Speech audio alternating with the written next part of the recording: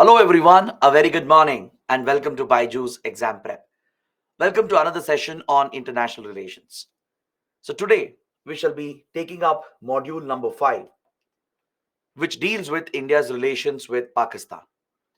This chapter is extremely important for your mains exam given the complexities involved in India-Pakistan relations. So today we are going to study many important topics including all the disputes and issues between India and Pakistan. So let's begin this discussion by first looking at a map of Pakistan. Let's understand the geography of Pakistan and how it influences the international politics of Pakistan. So, first, let's identify the major provinces of Pakistan. If you look at the map, you can notice Punjab over here. This was the large Punjab province in the colonial period, which was partitioned in 1947.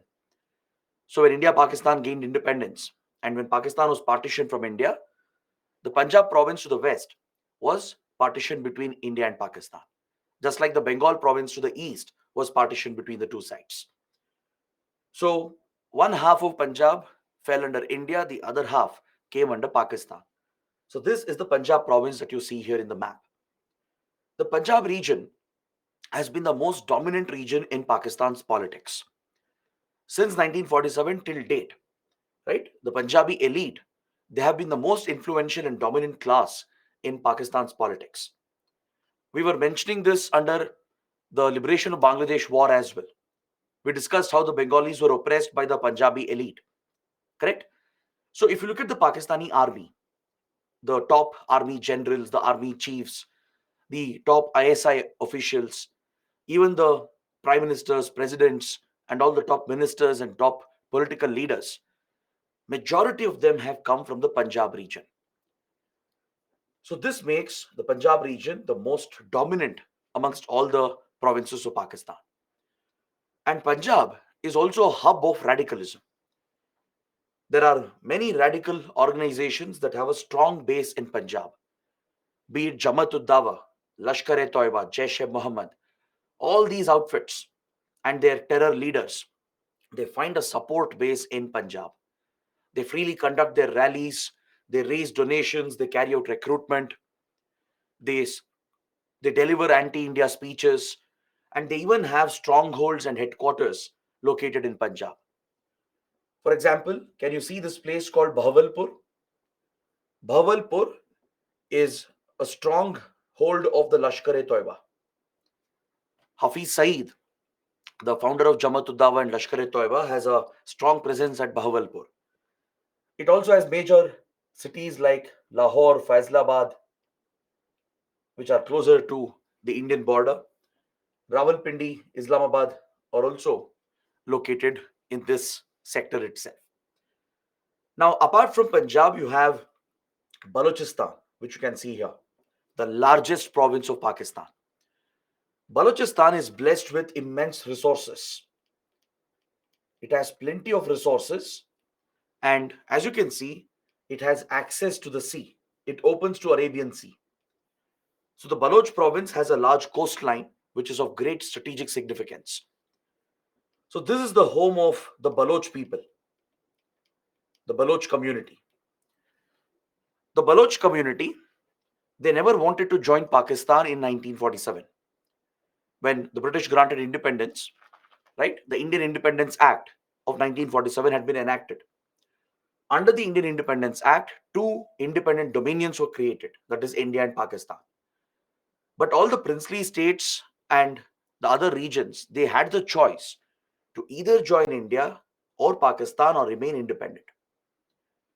So Baloch region wanted to move away from Pakistan and make this region its own country because the Baloch region extends to Iran as well. Iran is a neighbor here of Pakistan. The Baloch region extends into parts of Iran. So the Baloch ethnic group, they wanted to unite all these Baloch areas and form Balochistan for their own, to make it their own country. But Pakistan would forcefully occupy Balochistan and it has committed a lot of atrocities against the Baloch people. Even today, this is a conflict zone for Pakistan. It's an internal divide of Pakistan. because the Baloch people have rebelled, and since many decades, they are leading an insurgent terrorist war against Pakistan. And there are several rebel groups, Baloch rebel groups, that wage a war against Pakistan. So this is a highly unstable region, but Pakistani forces, the Pakistani army and the ISI, they are known to commit brutal atrocities against the Baloch people in Balochistan. Here, the major city would be Quetta.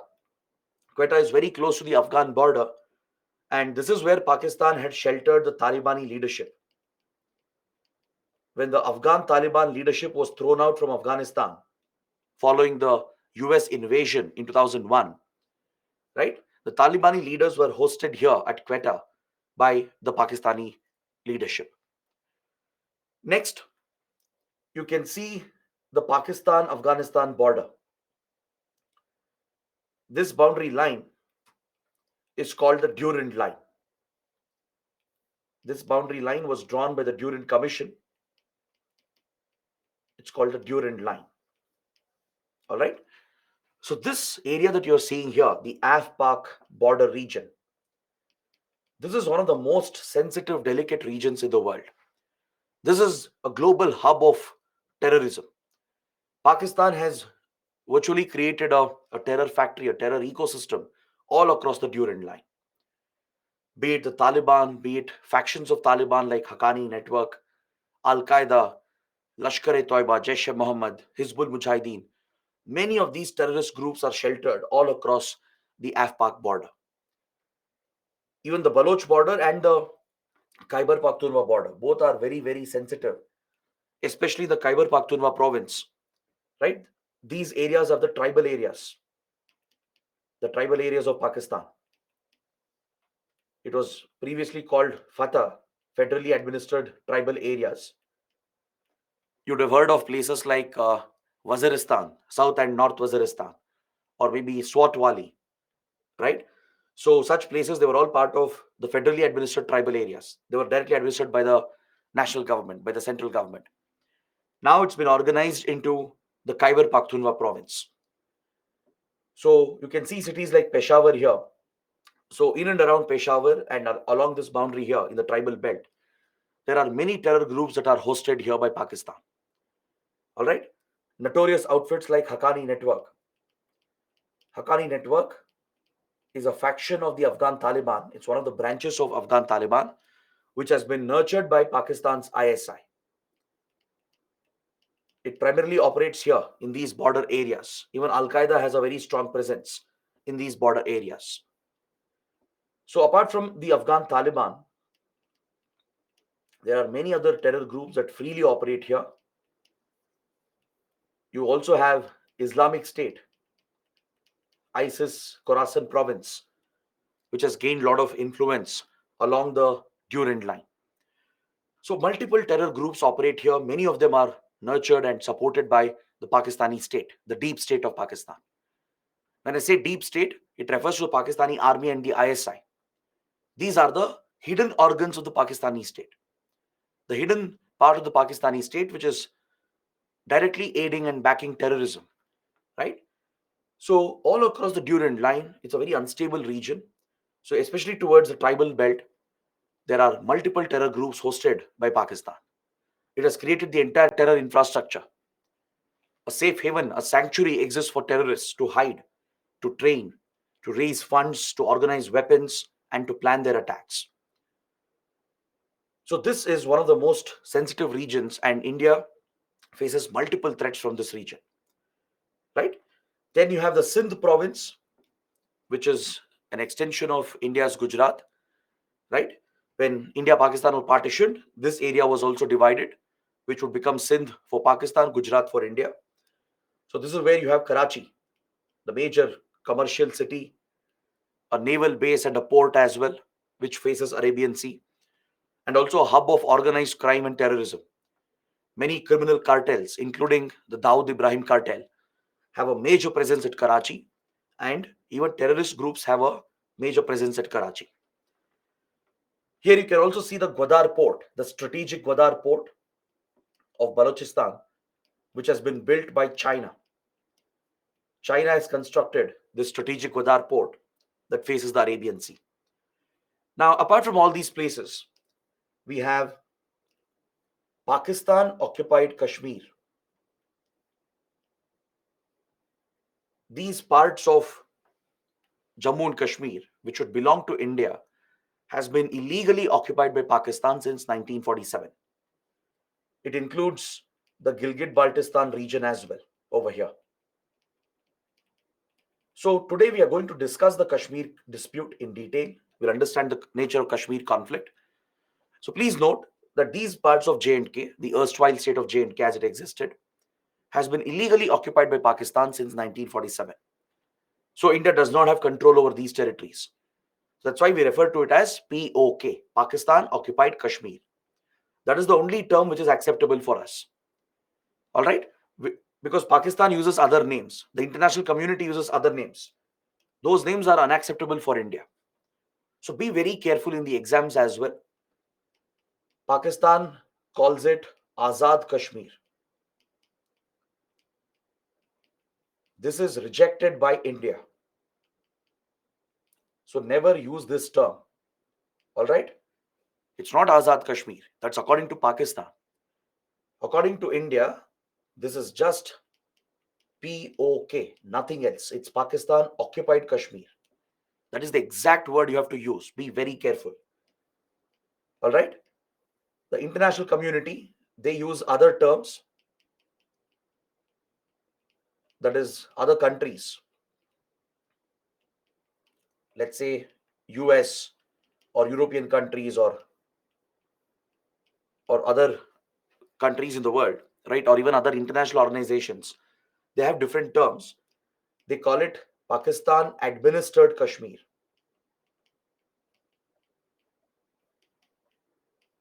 And they refer to the Indian side as Indian administered Kashmir. So these references are also rejected by India. India rejects this reference as well. Because using the term administered Kashmir would mean that Pakistan has a legitimate claim, right? So India rejects these claims.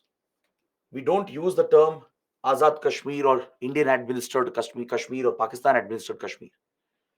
The only terminology India uses for the occupied areas is POK, and the rest of it we just call it Jammu and Kashmir, nothing else. That's the only term you should be using. All right, be very careful. It's very important, because how else will you justify your claim?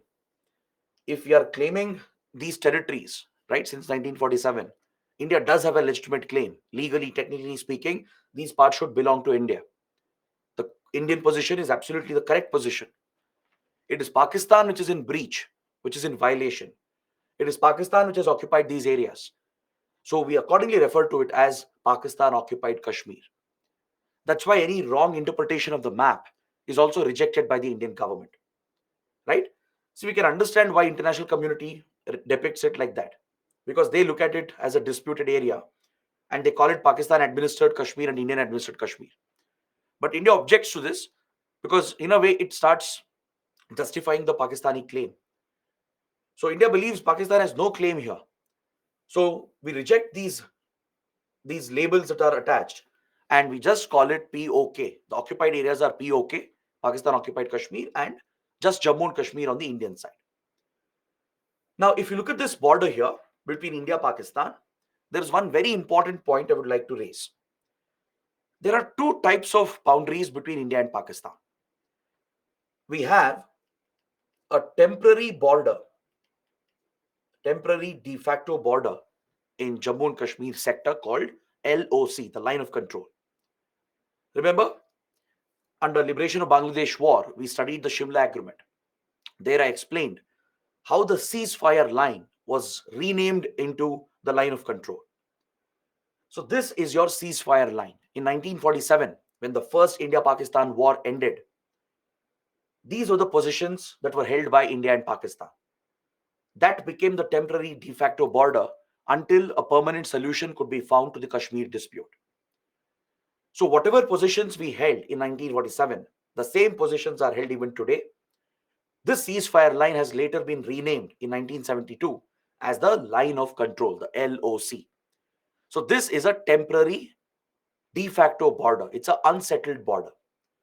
This is where we have the Kashmir dispute. The rest of the border that you see here, this whole stretch of the border from lower parts of Jammu to Punjab, Rajasthan, all the way till Gujarat, till here, till this point. This is called the IB, the international border. This is a permanent settled border between India and Pakistan. From the lower parts of Jammu to Punjab, Rajasthan, and Gujarat. This entire line that you're seeing here, this is a undisputed boundary. This boundary has been permanently settled. We have no disputes along this boundary. This is the full and final boundary between India and Pakistan, and hence it's called IB, the international border between India and Pakistan. However, at the tip of the IB, where the IB was supposed to meet the Arabian Sea in the Run of Kutch area, this is the Run of Kutch, the marshy wetland area.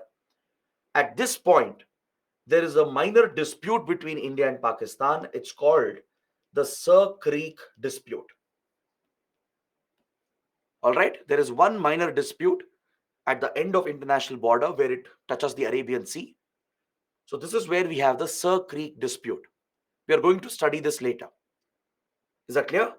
So having this basic understanding is extremely important. Understanding the geography of Pakistan, understanding these borders, right? Understanding the significance of some of these locations will actually make it easier for you to understand what we are going to discuss next. Is that clear? So please make a note of these points. Based on this, we are going to have a detailed discussion on India-Pakistan today. First of all, let us answer the most basic question. I'm sure many of you would have thought about this, at least if not today, previously you would have definitely asked this question, that why is Pakistan like this? Why is Pakistan so hostile to India? What explains Pakistan's obsession with India? Many experts believe that Pakistan is obsessed with India. It's obsessed with triggering issues for India, waging war against India, in carrying out destabilization of Kashmir and Punjab. Right? This has become an obsession for the Pakistani state.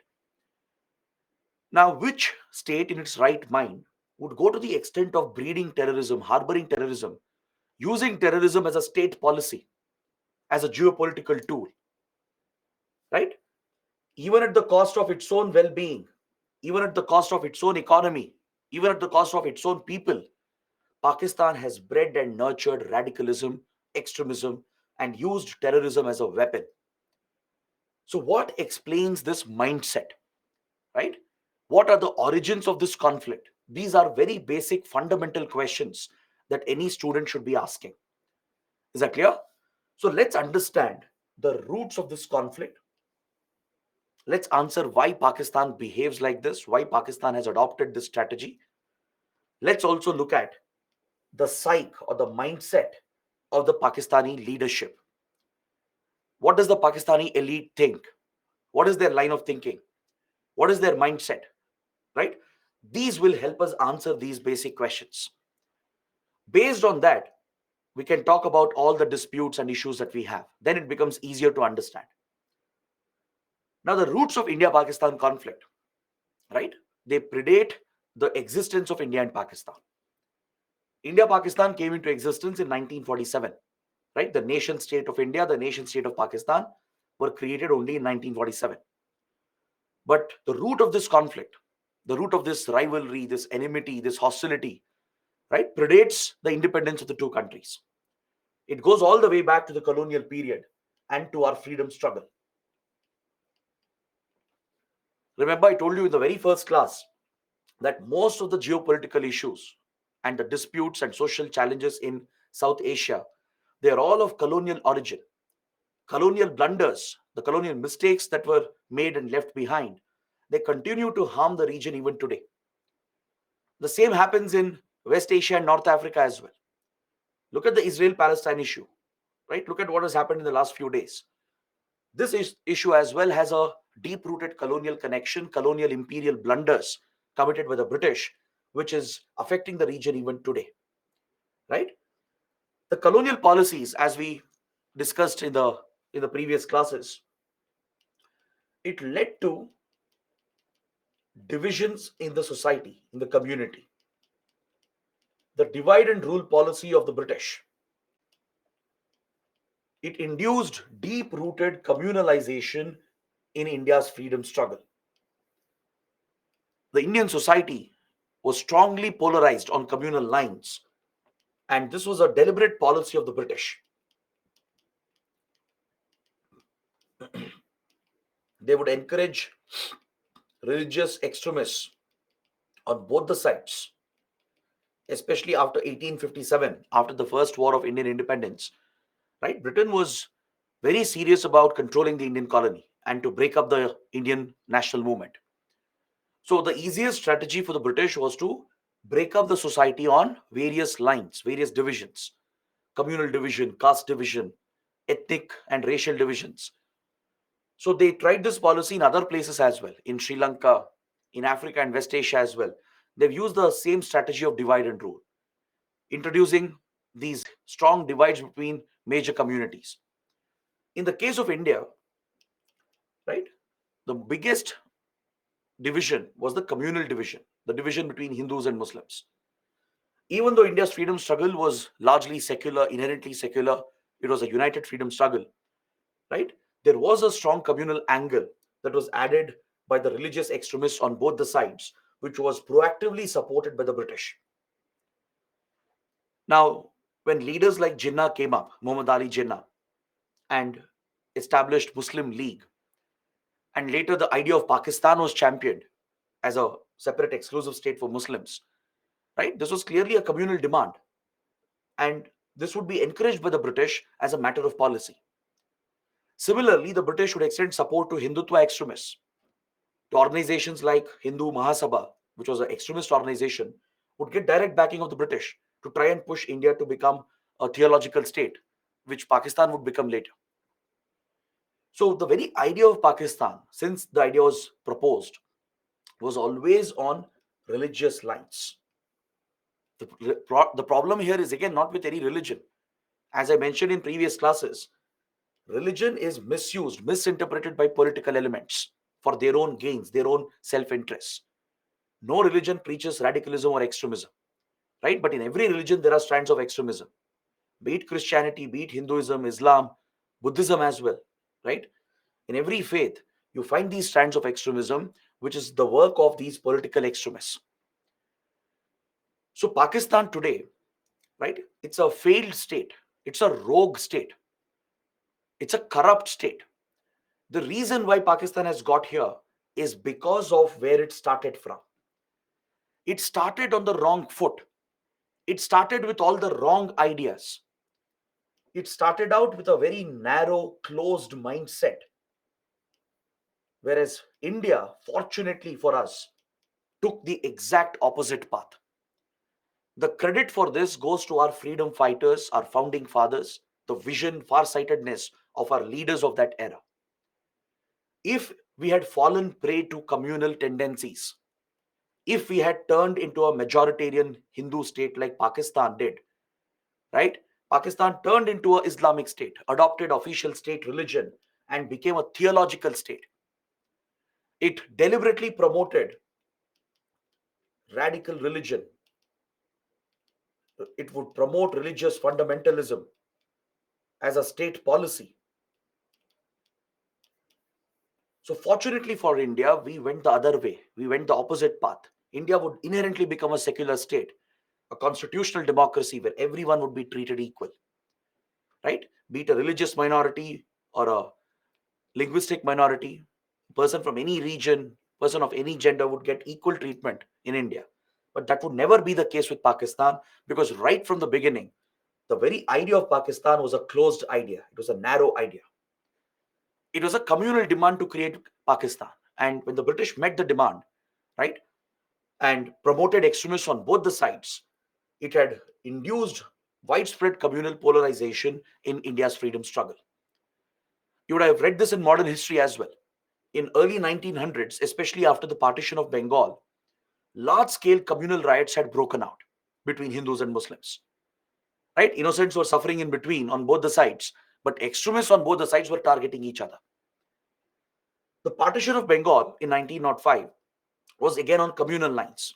The British said it was for administrative purposes, but the reality, the truth is that it was a communal partition.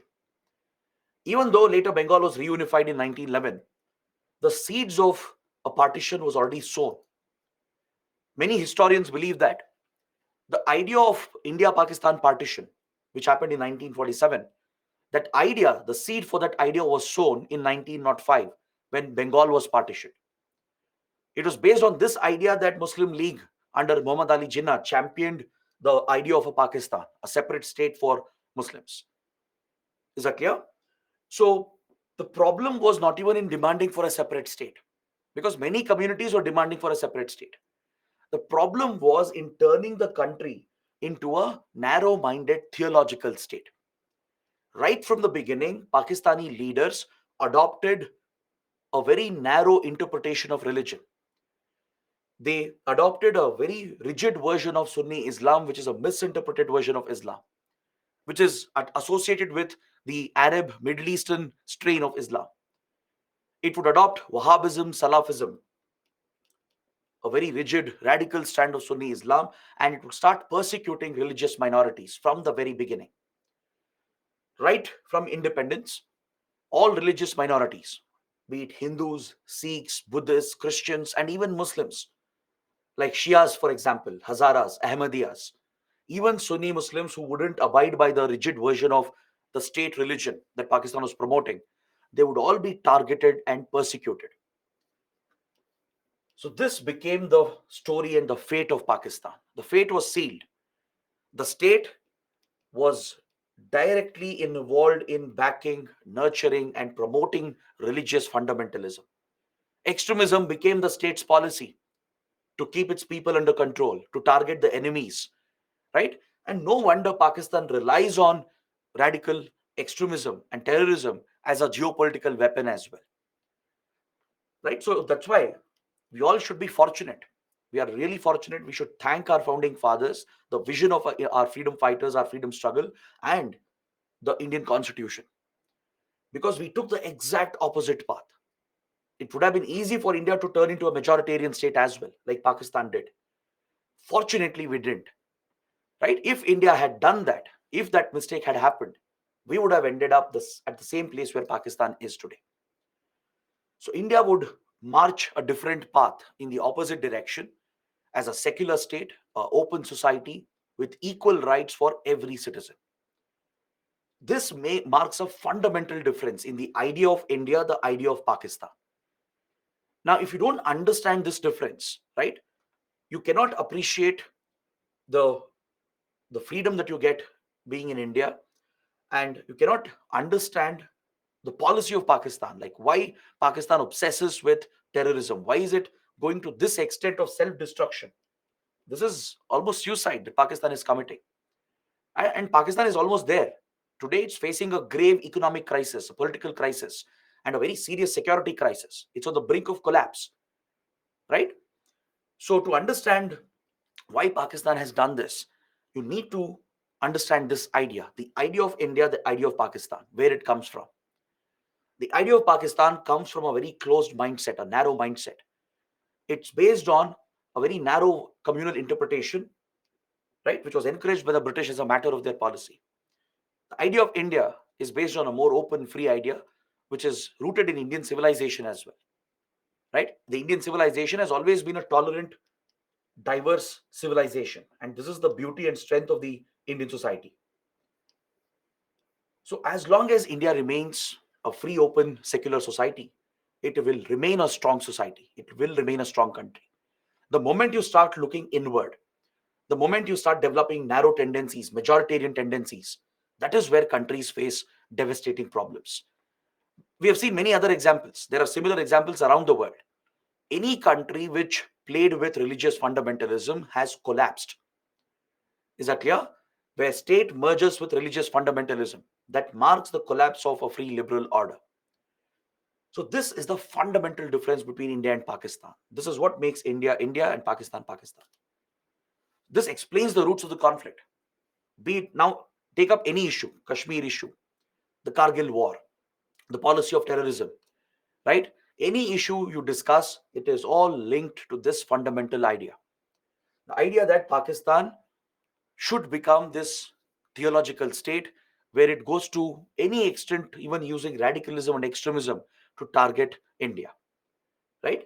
But it does not explain why is it obsessed with India, right? Let me explain why is it obsessed with India. Why India is Pakistan's biggest obsession. To understand this, you have to look at the mindset of the Pakistani leadership. The psyche of the Pakistani elite is something we need to assess from 1950s till date.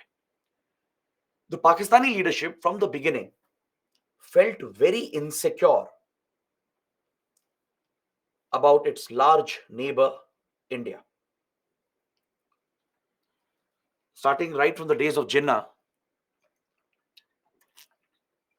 the Pakistani leadership, which includes the army leadership as well, they've always felt insecure about the size and scale of India.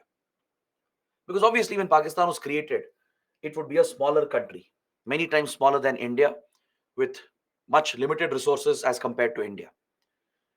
So Pakistan has always tried to pitch itself on an equal footing with India. Somehow Pakistan has always seen that it's in a competition, it's in a race with India. Given the complex history on how India, on the basis of how India Pakistan were created, right? For the weaker power, which was Pakistan, it's understandable why it would try to pitch itself on an equal footing with India. But this competition became unhealthy competition. Since childhood, you would have heard your teachers, your parents telling that competition should be healthy. Healthy competition drives a good spirit. Unhealthy competition breeds jealousy, hatred, turns into extremism eventually. In the case of Pakistan, it's the other one. Pakistan has gotten into a very unhealthy competition at the beginning. In the 1950s, right, and even right after independence and partition, Pakistan pitched itself on an equal footing with India. In front of the world, it wanted to be seen as an equal of India, right? So this led to an unhealthy obsession with India, where Pakistan has disassociated itself from its South Asian linkages, and it has deliberately tried to align with its Arab Middle Eastern linkages. See, even if you look at the history of the region, both ancient and medieval history, today's Pakistan, where it is located, right? And not just location, if you look at the Pakistani society as well, it has more linkages and connections with South Asian history and South Asian heritage. The strand of Islam you find in India, in the Indian subcontinent, right? This is very unique compared to the more rigid version that you find in Middle East and the Arab region. But Pakistan post-independence has deliberately tried to cut off from its Indian heritage, from its South Asian heritage, and it has tried to link itself with the more rigid Arab Middle Eastern heritage. This shows that, in a way, Pakistan is embarrassed to be associated with South Asia. It doesn't align with the, the civilizational values attached with the Indian civilization, right? But it's very ironic and it's very unfortunate because the very roots of Indian civilization, which starts somewhere around the Indus Valley civilization and the Harappan civilization, right? Those sites are located in today's Pakistan itself. This was the seat of the ancient Indian civilization. But Pakistan wants to erase this part of history. It wants to move away from that Indian heritage, that South Asian heritage, and wants to associate more with the Arab Middle Eastern heritage. And you see this in their school textbooks. Pakistani school children, they are taught wrong history. Deliberately, they are taught the wrong history from many, many years. This is nothing but propaganda. There is extensive propaganda in the Pakistani state to teach the wrong history. This has a big impact, right? It breeds the wrong ideas from the very beginning. And there is a deliberate attempt to project India as enemy number one of Pakistan, right? See, India is not an expansionist power. We have never tried taking others' territories. India has never annexed territories which don't belong to us, right? We are not we are not aggressive military powers like others. India has always maintained that sense of balance. But despite that, Pakistan has projected this image as though India is an imminent threat for the country. These sentiments became stronger after India broke Pakistan into two parts in 1971. This definitely had a huge impact. The Pakistani obsession with India, the Pakistani obsession to use terrorism to target and destabilize India, is largely influenced by the events of 1971. Because the defeat of 1971 was the most humiliating moment for Pakistan. Imagine a country being broken into two parts. Imagine you losing more than half your country, right? Pakistan blames India for this. It does not realize the atrocities it committed in East Pakistan. India's intervention was only justified. Our intervention was only to help the Bengali community and to serve our strategic interests, right? If Pakistan had not abused and committed a genocide against Bengalis, there would be no Indian intervention, right? India's aggressive intervention was a response to the Pakistani atrocities. So Pakistan ignores its own role. Even today, Pakistani school children are taught that it was India which initiated the 1971 war. It was India which attacked Pakistan and broke Pakistan into two. They don't teach them what Pakistani army did with Bengali minorities. They don't teach them about the genocide that they carried out. They project India as the threat. It was India which attacked Pakistan and took away half their country. Now, this at the ground level breeds resentment, breeds hatred, right? And this is a deliberate strategy. This is how the deep state of Pakistan retains power and controls all the key power centers without question, without challenge. When I say deep state, I'm referring to the combination of the Pakistani army and the ISI, the Pakistani intelligence agency. See, in Pakistan, if you evaluate Pakistan's political structure, many experts they say that there is a dual power center. There are two power centers. Deliberately, a dual power center has been established, where on the front you have a civilian government, and ironically, it's a democratic elected government. Sometimes you forget, it slips your mind that Pakistan is a democracy, right?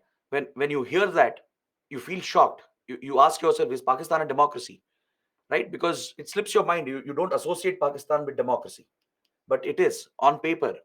It is a elected democracy. It has civilian elections, right? You have a civilian government which is elected by the people, but it's a namesake democracy. The civilian government doesn't have the true authority, doesn't have the genuine powers in its hands. The political parties are largely controlled by the deep state. The Pakistani military has extended its arms into every institution, into every party, and it tightly controls the politics of Pakistan. Is that clear? Now, when elections happen, right now elections are due in Pakistan. Within a month, elections are going to happen by November. All right. So when elections happen, when new leaders are elected, when new governments are formed, trust me, most of it is rigged. It's manipulated. When prime ministers take over, right, or when presidents take over from one another, when all these changes are happening in the country, they are not genuine organic changes. They're all orchestrated by the deep state. The army, ISI, they orchestrate these changes. So there is a duality of power. On the front, you have an elected civilian government where Pakistan claims it's a so called democracy, but in reality, the authority lies with the deep state. All the key decisions, the big decisions, be it its military strategy, its military modernization, its nuclear program, its foreign policy, even its economic policy, they're largely controlled by the deep state, the army. In Pakistan, if you ask me who's the most powerful person, it is the army chief. It's not the Pakistani prime minister. It's not the Pakistani president. The most powerful individual in Pakistan is the army chief, the chief of the Pakistani army. All right. So it's a virtual dictatorship. Understood? And in the past, there have been military dictatorships. Pakistan has seen many military coups where the military has played a role in politics from the beginning. Now, this is what happens when you encourage radicalism, extremism, and fundamentalism. When you obsess with security issues, right, and give a bigger role for security forces to play, they will undermine the civilian government itself. So, in Pakistan, the army leaders from the beginning have been playing a role in Pakistan's politics. There have been multiple military coups in the country where civilian governments have been thrown out, and the Pakistani army has captured power, establishing military dictatorships. So, this has allowed the army and the ISI to extend its arms everywhere into every government institution.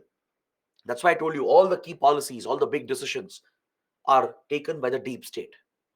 None of the big policies will go ahead without the approval of the deep state, right? So let's say Pakistani army doesn't like a particular prime minister. They will ensure that prime minister will go. Let's say Pakistan, the army, the deep state, they don't like a particular politician, right? They will ensure that politician will be removed.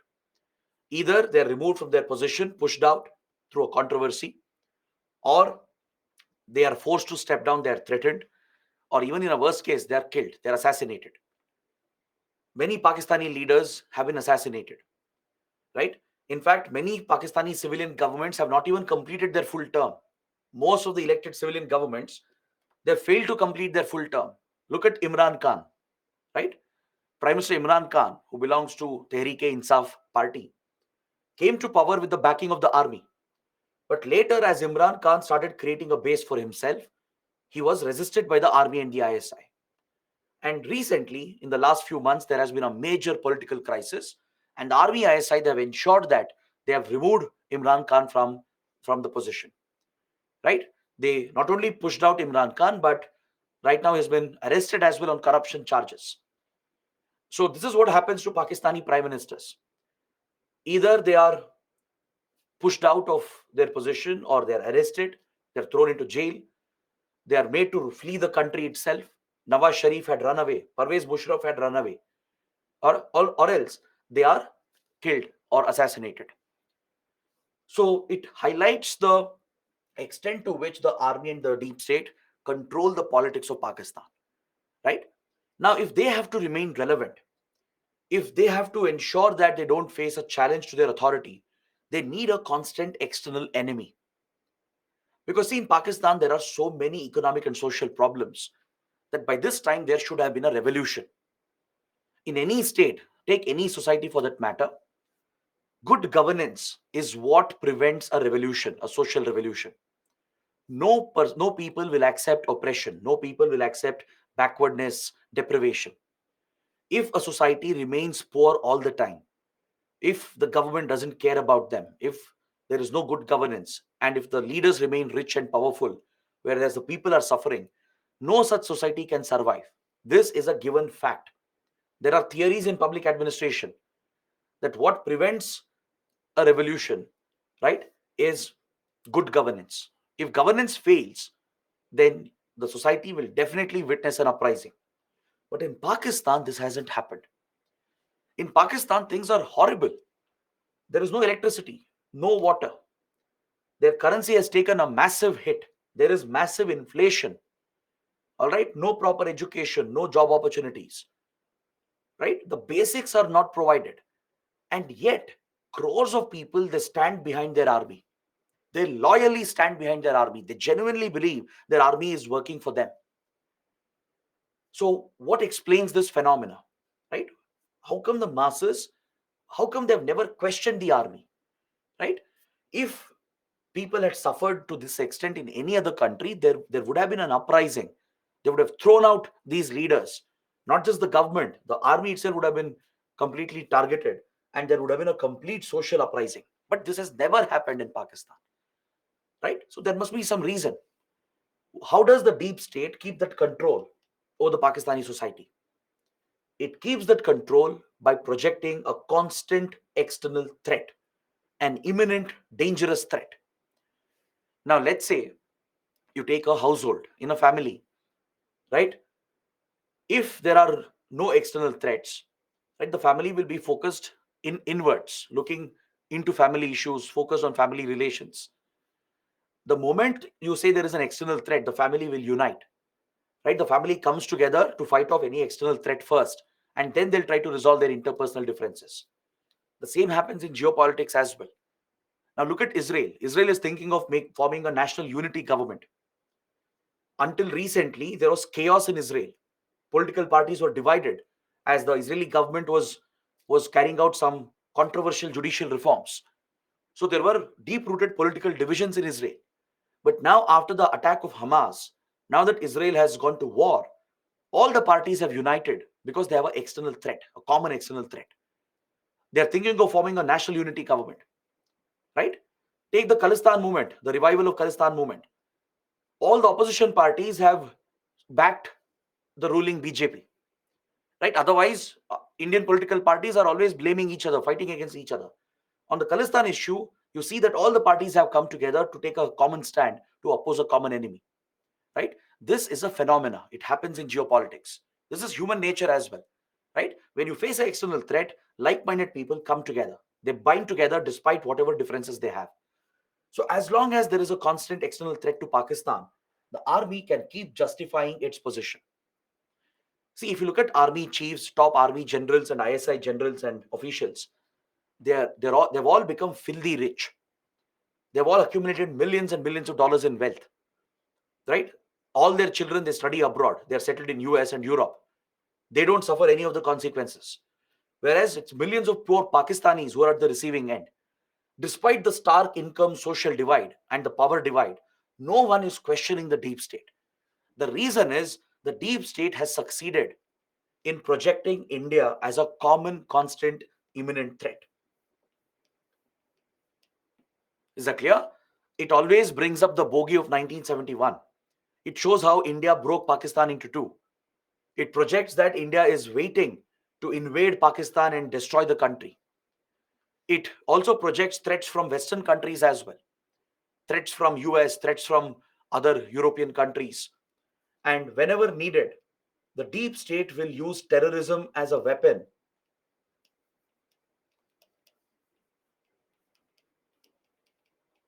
to instigate deliberate tensions so that it can justify its position and solidify its control over power. Now, let's say in Pakistan, some internal divisions are coming up. All right, let's say the deep state feels threatened that there is some political opposition coming up. So, what the deep state will do is that they'll use a proxy, they'll use a terror group to carry out an attack against India.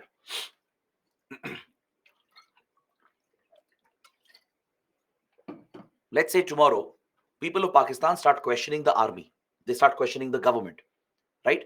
Any such opposition, once it comes up, the deep state, all it has to do to end that opposition is to sponsor an attack against India. How does this help? Because a major attack against India will trigger India. India will call for action. India will put pressure on Pakistan. There would be public pressure to attack Pakistan and take revenge as well, to retaliate using military methods. The moment these tensions come up, you need not even attack Pakistan. Just statements from leaders in media and by the public that we should retaliate, go to war with Pakistan. Just the statements are enough to bring the people together in Pakistan. The deep state will work on this, right? It will show that India is about to attack. India is an imminent threat. So defending the country becomes a priority. And Pakistan is constantly in that mode. It's constantly kept on a war mode by the deep state. That is why the deep state relies on extremism. It relies on terrorism as a weapon. So you can clearly see that problem is not with religion. Religion is being misused here for geopolitics to serve the political interests of these army officials, the ISI officials, right? They've misused religion. They're using religious fundamentalist groups and terror groups as a tool to keep India on the hook, to keep India on the constant boil, right? They use terrorism as a trigger to provoke India every now and then. And when there is a reaction from India, right, this helps the deep state to cement its power. The army and the ISI can project that India is waiting to attack. So when there is such an external threat, people will not question the army or the ISI. Right? They genuinely believe even now that army is their savior. In Pakistan, there is a lot of loyalty towards the army that doesn't even exist towards political parties, because that is the culture which has been created by the deep state. Is that clear? So understanding the mindset and understanding the roots of the divisions of the conflict is very, very important. It's a very important analysis. See, we could have easily discussed only the basic facts, the history, and close this chapter, but that does not serve the purpose, right? Such analysis is very essential because it makes the topic more interesting and it makes other topics very easy and simple to understand. Because UPSC questions can come on these lines. There could be questions on why Pakistan sponsors terrorism against India, why Pakistan has used terrorism as a weapon, as a tool, right? There could be questions on the internal situation in Pakistan. So having this basic idea, at least at the basic level, will help you write good answers for these questions. All right. Now, let's look at how Pakistan has been hostile towards India consistently. Let's see the different disputes, issues, wars, and conflicts that we have between the two. So I've given the entire list over here, starting with the first war between India and Pakistan, the 1947 conflict. This war was about Kashmir. The second war, the 1965 war. Again, the war was about Kashmir. Then came 1971, which we have already studied, the liberation of Bangladesh war. Then we had a limited conflict over Kargil in 1999. Apart from these wars and conflicts, we have few standing disputes, the Siachen dispute and the Sir Creek dispute, which I was mentioning. And we also have the sustained covert proxy war of Pakistan against India, of using terrorism as a weapon against India. So these are the major standing issues that we have. Now let us study this one by one. Let's first focus on the Kashmir dispute and Kashmir conflict and talk about the first two wars, right? More than the war, it's the background that you should cover. It should become very easy for you guys to understand the nature of the Kashmir dispute, right? So that is something we'll focus upon. 1971 war I'll skip because we have already discussed and covered it, because this is not the place to cover the 1971 war. The 1971 war was all about Bangladesh. So we have already discussed and covered this under India Bangladesh. I'm sure many of you would have attended the class, remembered the discussion as well. So I've explained in detail what led to the crisis in East Pakistan and how India played a direct role in liberating Bangladesh. So let's not repeat that. Let's not waste time. Let's look at the Kashmir dispute. Let's briefly discuss the Kargil war as well and focus on the remaining issues and disputes. All right. So let's start with the Kashmir dispute. This is the biggest issue, the core issue between India and Pakistan. This is also the root cause of all the rivalries, the tensions between India and Pakistan post independence, right? Because see, right from 1947, right from the moment we gained independence, Pakistan has created multiple problems and challenges for India. First, we saw the horrors of partition, where large scale communal violence broke out between extremists of all the sides. All right. Following this humanitarian disaster and the large scale migration of refugees, Pakistan tried to meddle with the process of formation of the Indian Union. When the Indian Union was being formed, Pakistan was trying to disrupt the process. It was trying to encourage few princely states to join Pakistan, like Hyderabad, Junagadh, right? These were princely states that were part of the Indian territory itself. They were surrounded by Indian territory. But the then rulers, the Nizam of Hyderabad, the Nawab of Junagadh, they were trying to join the princely state with Pakistan. So Pakistan was encouraging these tendencies. This is what led India to annex Junagadh and Hyderabad, right? We had to carry out a military action, right? And occupy Junagadh and Hyderabad and merge these areas, these territories into the Indian Union. Understood? This was possible for Pakistan to instigate the princely states because when the British granted independence,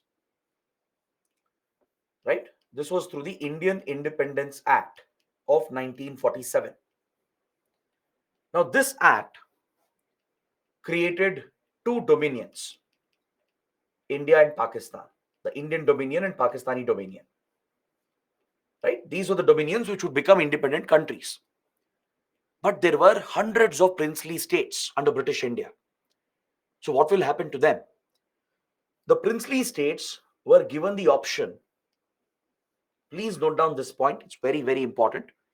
Princely states had the option either to join India or even Pakistan, or they could even opt for remaining independent. They could stay away from both India, Pakistan, and choose independence as well. This was the option given to the princely states. Is that clear? If they wanted, they could sign the instrument of accession, join either of the dominions, or they could remain independent. But after India, Pakistan were born, the Indian leaders were very clear that we cannot afford mini Pakistans coming up inside Indian territory. Now, just because the act allowed this, right, doesn't mean we would allow this to happen after becoming independent. Imagine having multiple enclaves of Pakistan inside India. Or imagine having Indian enclaves inside Pakistan as well, right? Both would have been nightmares. So the then Indian leaders, Prime Minister Nehru and Home Minister Sardar Patel and the others, they were very clear that we have to build a strong Indian Union. We have to bring all the regions together, convince many princely states to join the Indian Union. Because many princely states were hesitant. Because please understand, they are monarchies, they are monarchs. They knew that India would be a democracy, a constitutional democracy, which means that is the death of monarchy. They will lose their prestige, their power, their authority, their wealth. So obviously, monarchs were hesitant. For example, the king of Travancore. The king of Travancore was hesitant. The Vodayas of Mysore were also slightly hesitant to join India initially, right? Then various princely states in Madhya Pradesh, like Indore, Bhopal, even towards Rajasthan, some of the Rajput kingdoms, they were all hesitant to join India. They wanted to retain their monarchy, retain their powers, their wealth. In the northeast as well, right? So many princely states had this hesitation. Similarly, Junagadh and Hyderabad also had a hesitation. But problem with Junagadh and Hyderabad was that the Nawab of Junagadh and the Nizam of Hyderabad, they wanted to join Pakistan. And there is no connection. Geographically, they are not contiguous, right? Culturally, there is no connection as well. They ruled over Hindu majority areas. So there is no way that India could tolerate or allow these Pakistani enclaves to come up inside India. So India had to use multiple policies to convince, force, threaten, or capture these territories. In some cases, negotiations worked, like the various kingdoms in Madhya Pradesh, the southern parts of India, right? All these kingdoms, they just needed some convincing. So talks were opened, negotiations happened, and incentives were offered to them. The government promised incentives that you could retain certain part of your wealth. You could retain some titles. You can continue with some rituals that you perform.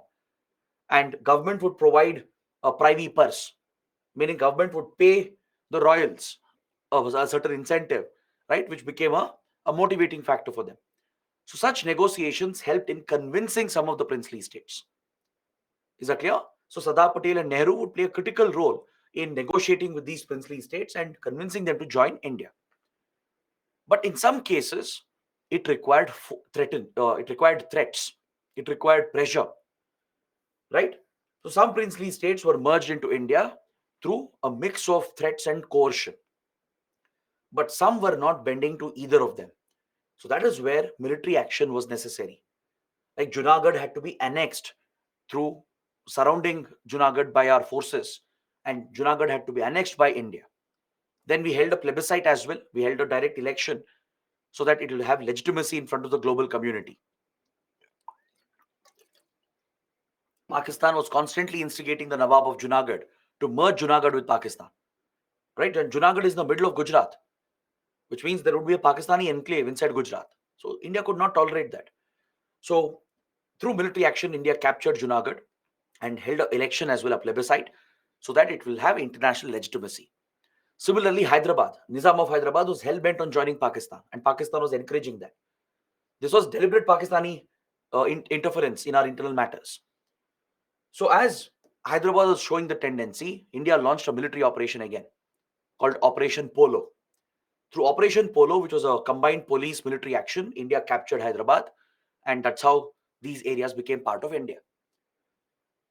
The reason why I'm mentioning all of this is because I want to highlight how Pakistan has meddled with our princely states, how it has tried creating different challenges for India, even with forming a strong Indian Union.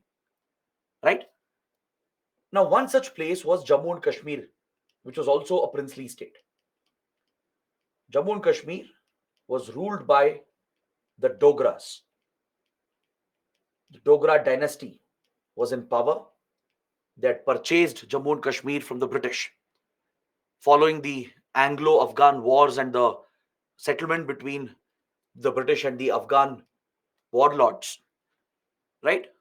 Part of Jammu and Kashmir was under British control. They had sold it to the Dogras. So it was a Dogra princely state. Now J&K has a very unique demography, right? Kashmir is largely Muslim dominated. Jammu is largely Hindu dominated. And Ladakh, which at that point was a princely state of its own, was Buddhist dominated. Now that's a very unique demography, right?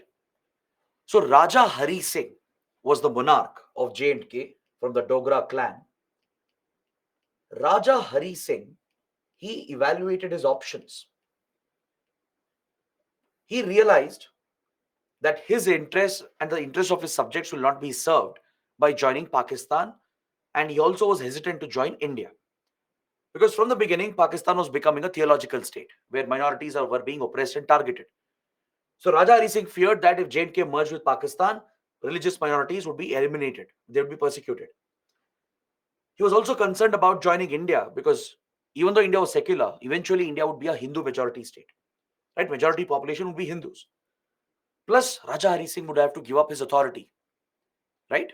He would no longer be the ruler if he merges with a democratic India. So given these circumstances, Raja Hari Singh opted for independence initially. Initially, he chose independence. He did not accede either to India or to Pakistan and opted for independence. So technically speaking, legally speaking, J&K was an independent country for a short period of time. It was neither part of India nor Pakistan. All right? So don't take offense to what I'm saying. What I'm saying is technically correct. J&K technically for a few months was independent because the legal heir, the legal monarch, according to the options given under Indian Independence Act, had opted for independence. Right? The act gave the option to either join India or Pakistan or choose independence. So Raja Hari Singh opted for independence to retain his own authority and to consider the interests of his own subjects. And as a result, J&K technically was independent. But this led Pakistan to keep its eyes on Kashmir. Given that Kashmir was a Muslim dominated region, blessed with resources, and it has a strategic location because J&K would be a connection to China and Central Asia. Right? Historically, Kashmir has been part of an important trade route between Indian subcontinent and Central Asia and China. So Pakistan obviously was motivated by all these factors: the religious factor, the economic and strategic factors as well. So Pakistan made an illegal attempt to capture Kashmir for itself without valid claims, without any valid historical claims. Pakistan made an illegal military attempt to take Kashmir by launching an operation known as Operation Gulmarg. This operation was backed by the Pakistani army, where they motivated few tribes in the region, in the Gilgit Baltistan region and in the Kashmir region, who had enmity with Raja Hari Singh. Because in the past, the Dogras had committed atrocities against few tribes, against few Muslim tribes in the tribal belt of the Kashmir Gilgit Baltistan region. Is that clear? There was targeted violence which had happened many years ago under the Dogra dynasty. So there was an amount of hatred that existed between the monarch and the tribal communities. So by arming them, by motivating them, and by giving arms to them, Pakistani army launched a tribal invasion. Pakistan projected this to the world as a tribal invasion carried out by the tribals on their own. In reality, Pakistan was backing them, supporting them secretly. Pakistani army soldiers would also be disguised as tribesmen. So they are called as Pakistani irregulars. So it was a mixture of tribal militants armed by Pakistan along with Pakistani soldiers who had joined their ranks. This invasion led to the capture of several key territories in J&K. Raja Hari Singh couldn't stand up to the threat, right? His princely state and his limited armed forces could never withstand this threat from Pakistan. This was a massive invasion, and very quickly, by September, October 1947, right?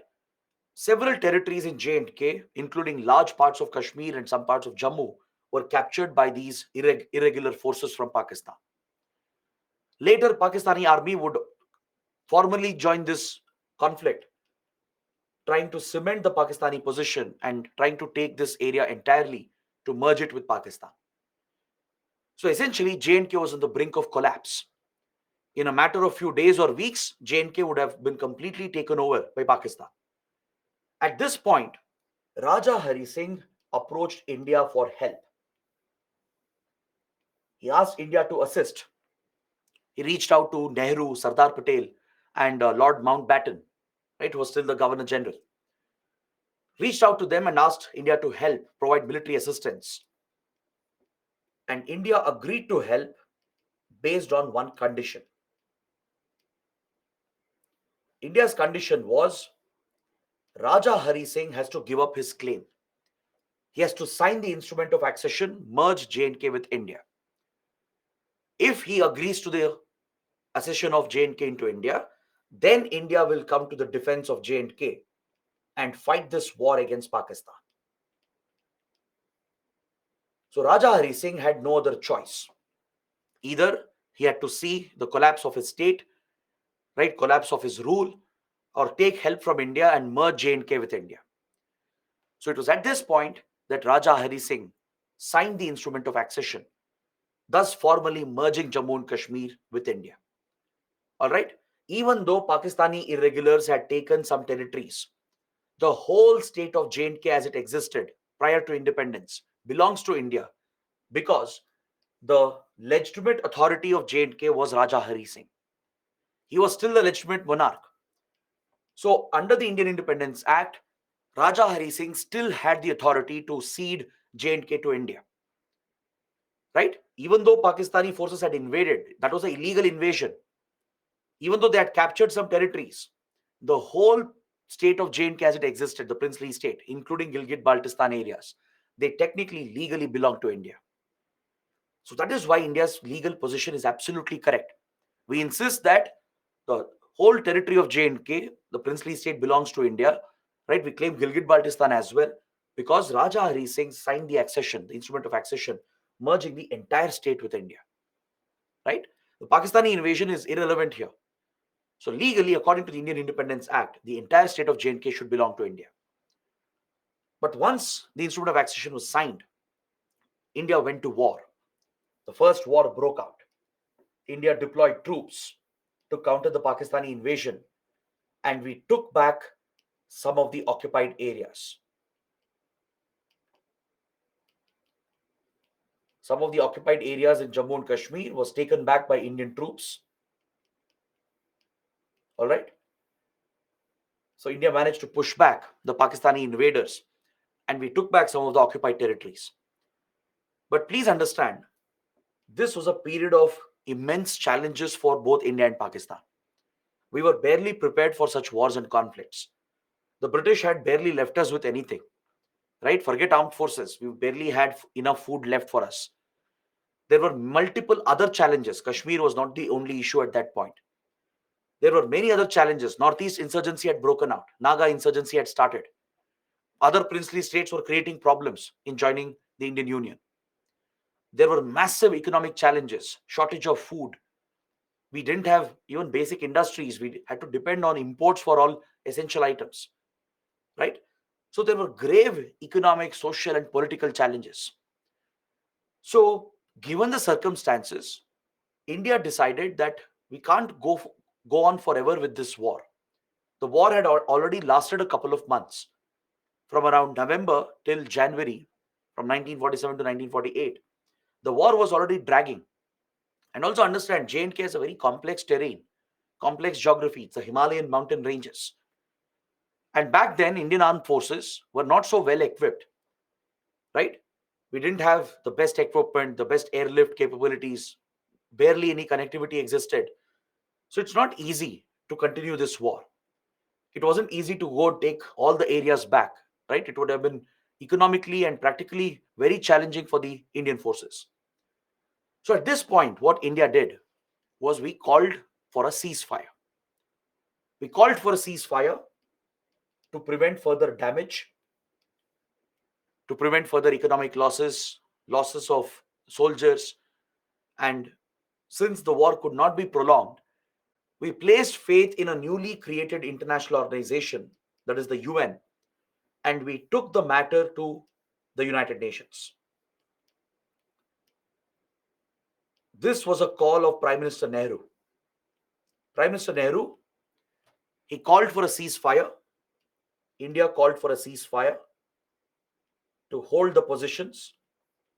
We had taken back some of the occupied areas, and we took the matter to the United Nations. This is where Prime Minister Nehru faces a lot of criticism, right? There are many who criticize Prime Minister Nehru for taking the matter to the UN. Many who argue that we should have continued the war and taken back all the occupied areas, right? So definitely, if you are looking at it from one angle, it can be seen as a mistake, a policy mistake that was made. Because India would realize the mistake later. Initially, we had placed faith in the UN. Later, we would realize that we would never get a fair solution through the UN. So from one perspective, definitely it looks like a policy mistake. But if you look at it from the other angle, understand the circumstances of that era. See, it's easy to look back and point out and say something was right, something was wrong. In that context, in those circumstances, for India, the correct approach appeared to be calling for a ceasefire and taking the matter to the UN. Because as I told you, we didn't want to further drain our limited economic resources. We didn't want to suffer further losses. We didn't want to take the risk because the Indian forces were not equipped, were not trained, were not well prepared. Connectivity, terrain, the climate of the region was very hostile for the troops. The winter season had approached, and dragging and continuing the war would have had disastrous consequences on the soldiers and also on the economy, right? And this was not the only issue. Please understand, there were many, many pressing challenges that needed immediate attention, right? We were a new country left behind by the British with tremendous problems and challenges.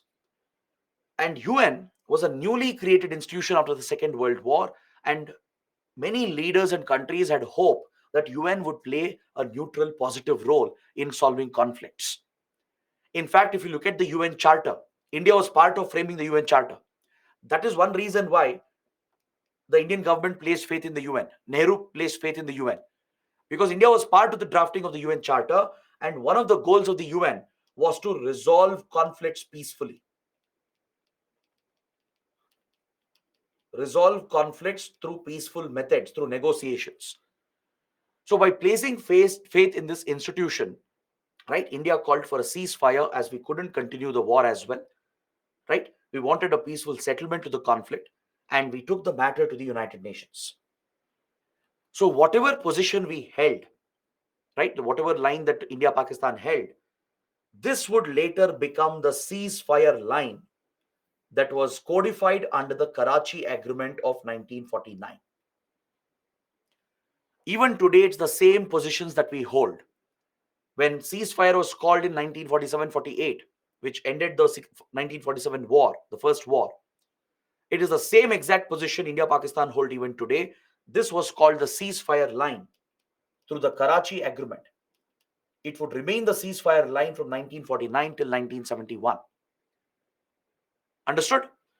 Now, when we took the matter to the UN, we were hoping for a fair solution, a fair settlement. But this is where India felt betrayed. India realized that UN was simply another political body. It was just another useless political body which had been politicized by the P5 countries, the five permanent members. The five permanent members, with their veto power, they were simply using the UN to play their own geopolitics. Especially the British, they sided with Pakistan on the issue. The US also tacitly gave backing to Pakistan, sidelining India's interests. Now, why would they do that? This policy of the Western countries was driven by the Cold War mindset.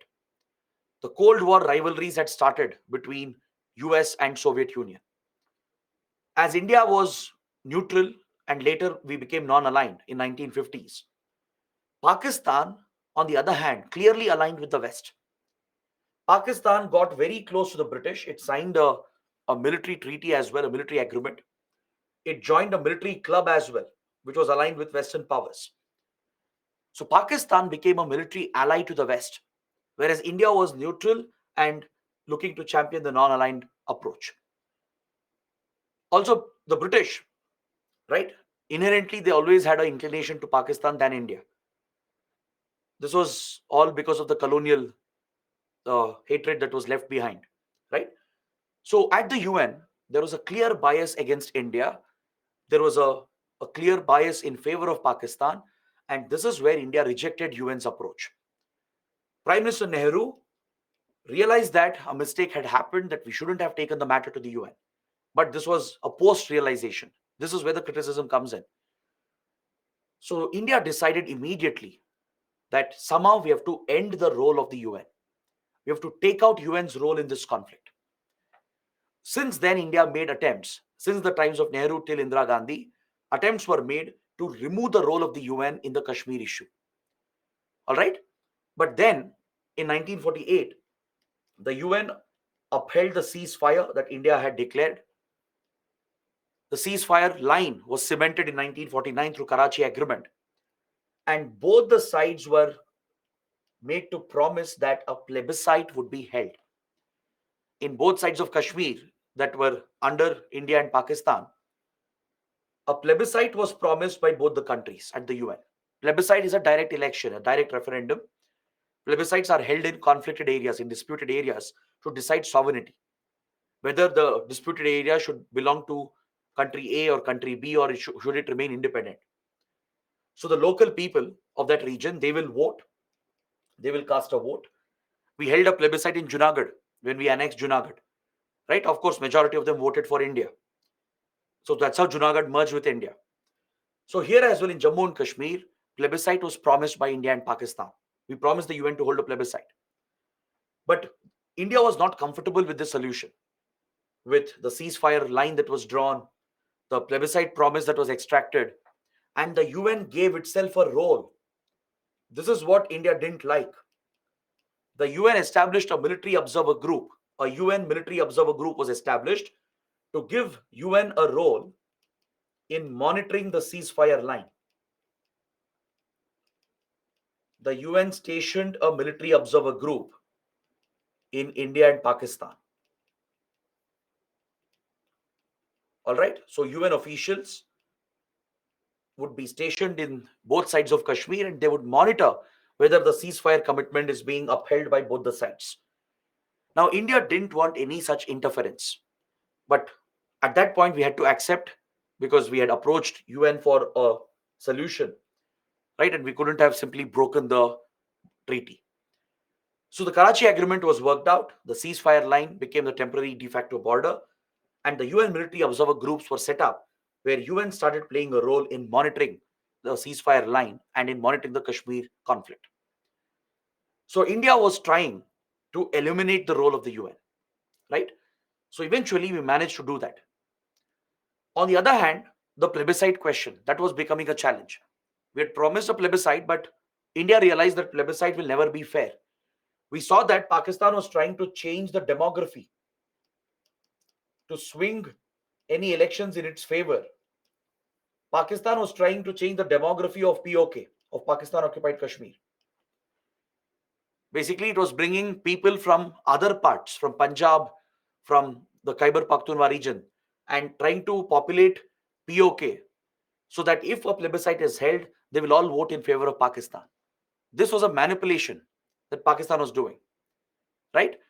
So India was convinced that a free and fair election will never happen. A free and fair plebiscite cannot happen, as Pakistan is already meddling with the population of POK.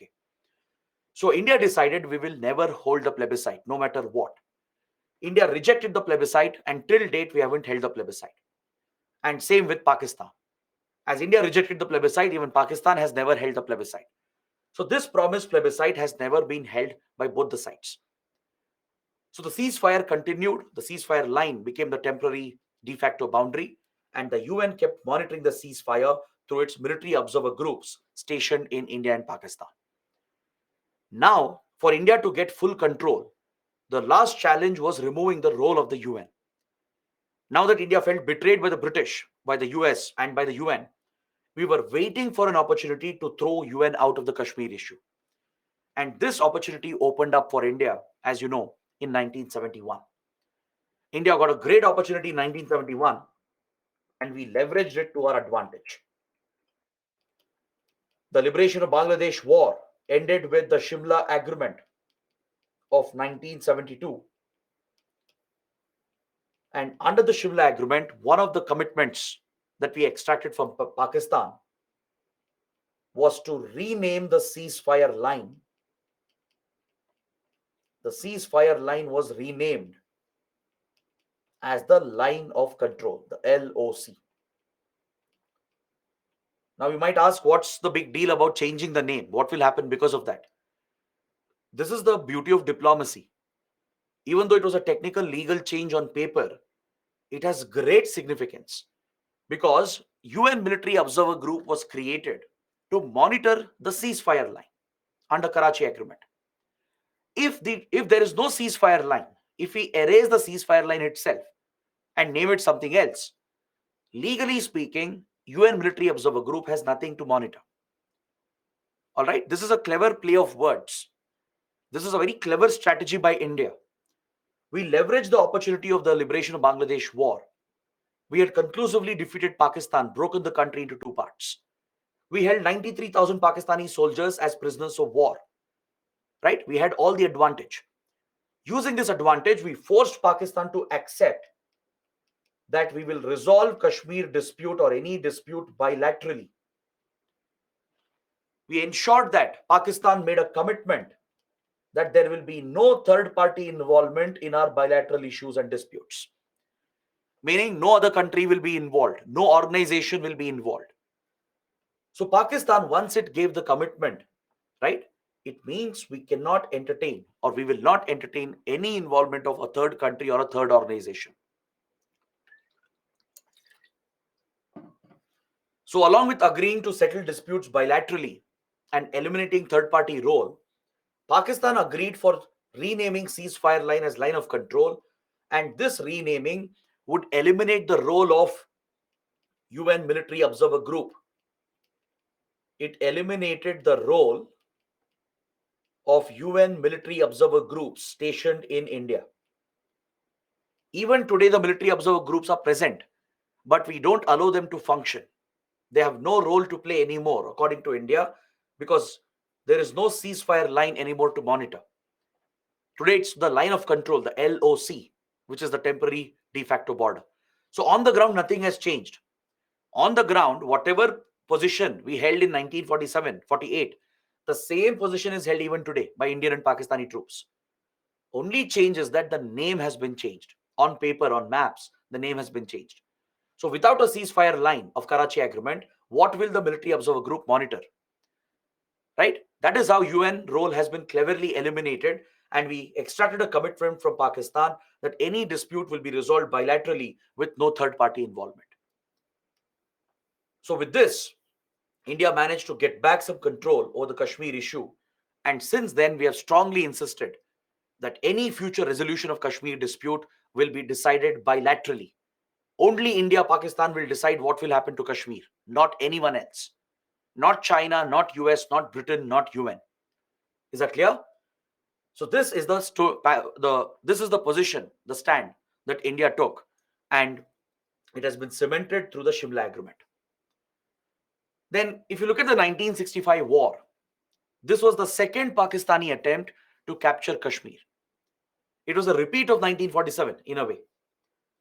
After failing in the first attempt, Pakistan would not give it up because Kashmir became an obsession. India became an obsession. The Pakistani elite, they needed these causes to build their own profile, to gain the loyalty of their subjects. Kashmir became their favorite obsession. By trying to back the Kashmir cause and by trying to capture Kashmir for itself, it rallied support and it went to war with India again by launching Operation Gibraltar. Operation Gibraltar was a Pakistani army operation to try and capture territories in Kashmir to cement its position in the region. It was the second Pakistani attempt to capture territories in Kashmir. Right? A Pakistani invasion started again under Operation Gibraltar, and immediately India went to war against Pakistan. The Prime Minister was Lal Bahadur Shastri at this point, right? And under the able leadership of Shastri ji, India went to war, the second war, and this became a full-fledged conflict. The previous war had been limited only to Kashmir. The 1947 war was only limited to Kashmir. The war didn't spread to other parts of the border. In 1947, war did not break out along the Punjab-Rajasthan border or Gujarat border or the borders with East Pakistan. The 1947 war was limited only to Kashmir. But the second war was different. The second war spread very quickly. It wasn't limited only to Kashmir, it spread to the borders along Punjab, Rajasthan, and Gujarat. Pakistan again blames India for the war. Pakistan's theory is that it was India which attacked Pakistan in Gujarat sector, in the Sar Creek, Run of Kutch sector.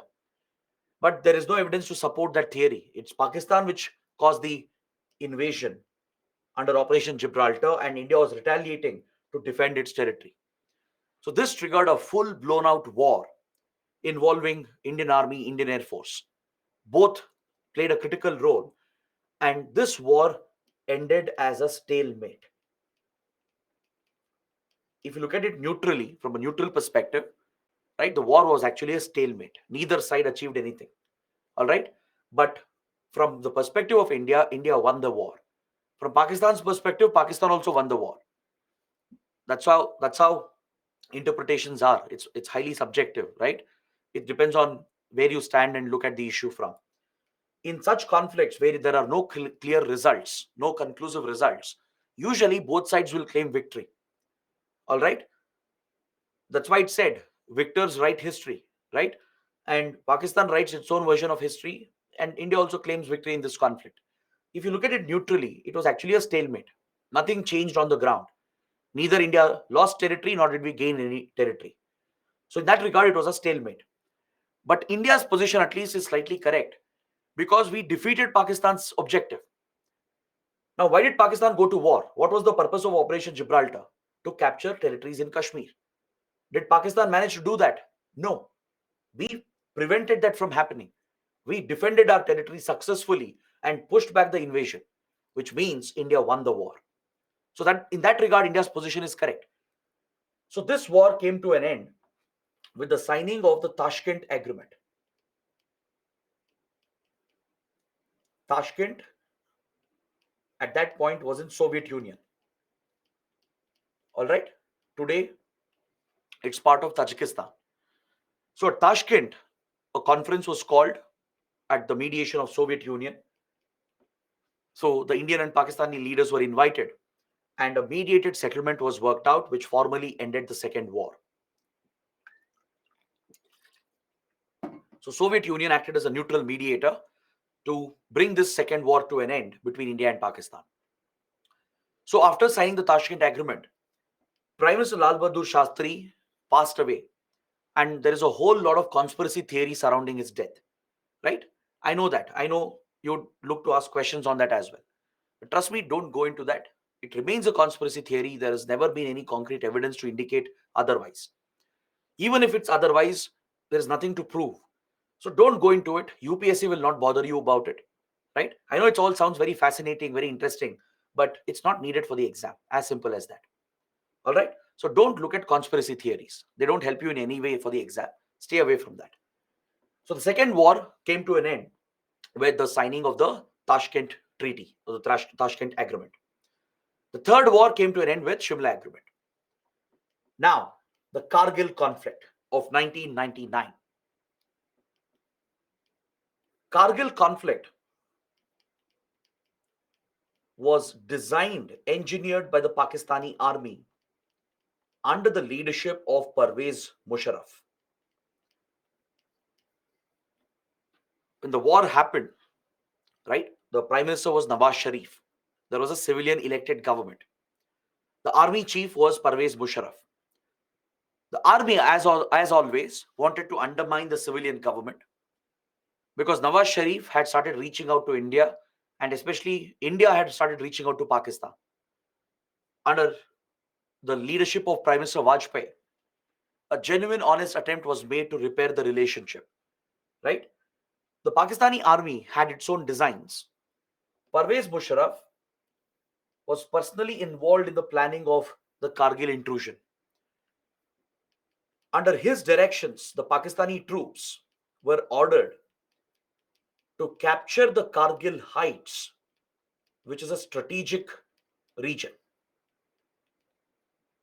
In the Kargil Dras Batalic sector, key locations, key peaks, and mountain tops were occupied by Pakistani troops, and the Indian establishment went completely unaware regarding these developments.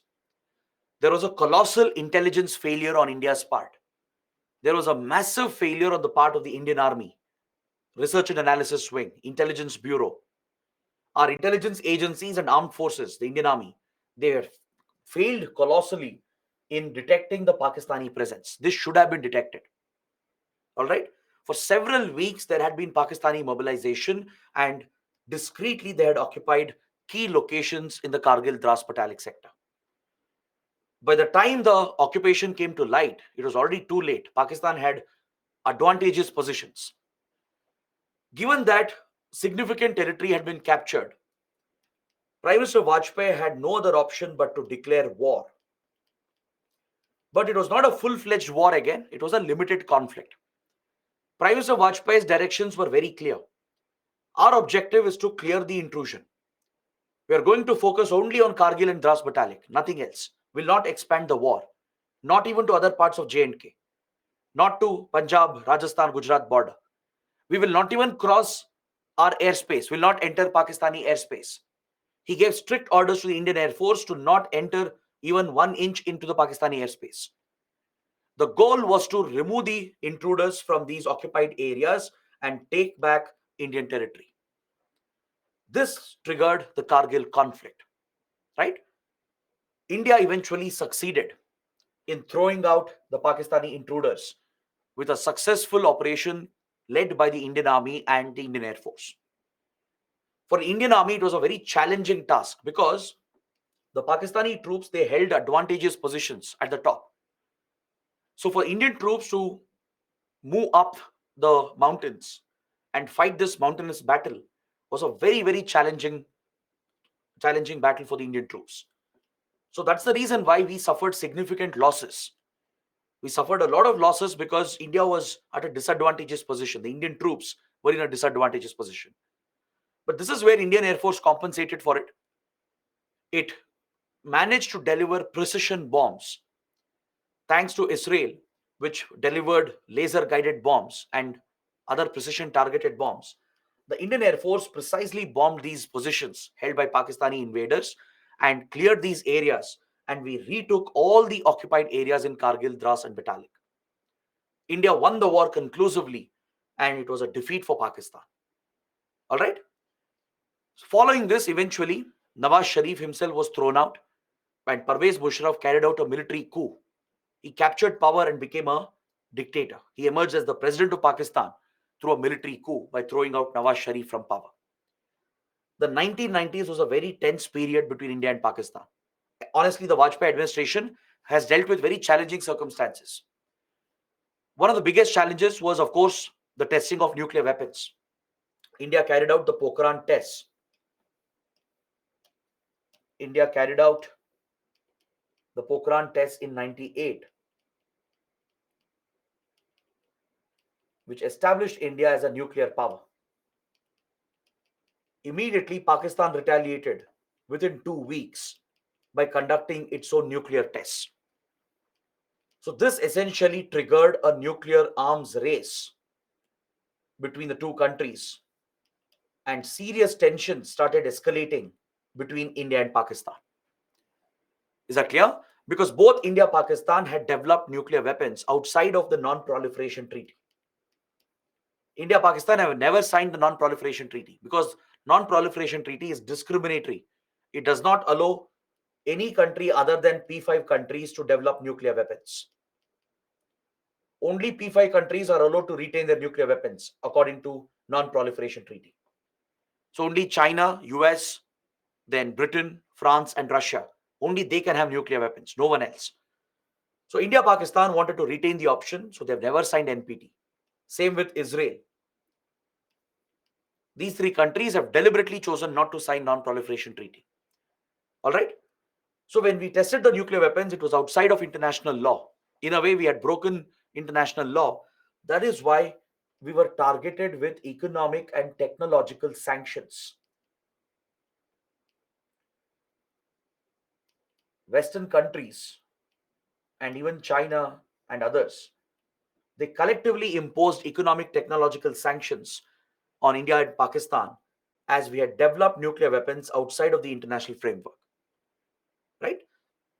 So this was the situation where a nuclear arms race had been triggered on one hand.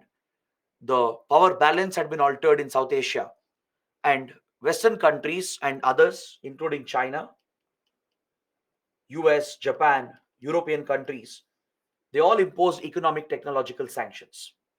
So this was a difficult, challenging period for us. All right.